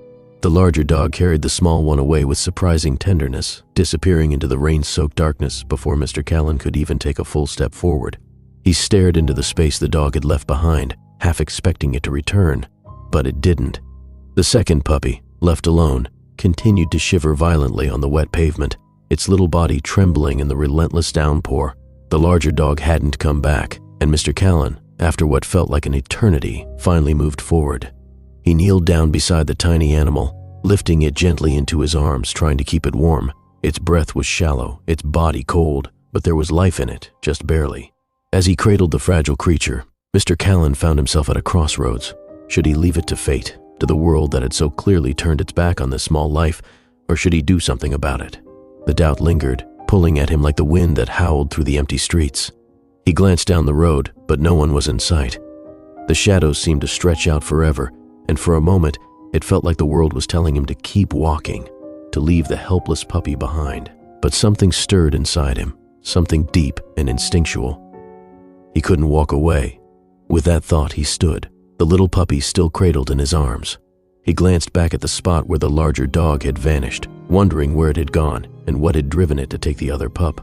It didn't make sense. Why would it take one and leave the other? Was it a mother trying to protect her own, or something more sinister? For now, the question would remain unanswered. Without a second thought, Mr. Callan got into the nearest taxi, his mind still racing. He didn't know what to expect, but he knew he couldn't just leave the puppy to die alone on the street. He needed to find help, to make sure the little one survived, even if it meant stepping out of his quiet, solitary life and into something more uncertain. The rain continued to beat against the car's windows as the city passed by, a blur of lights and shadows.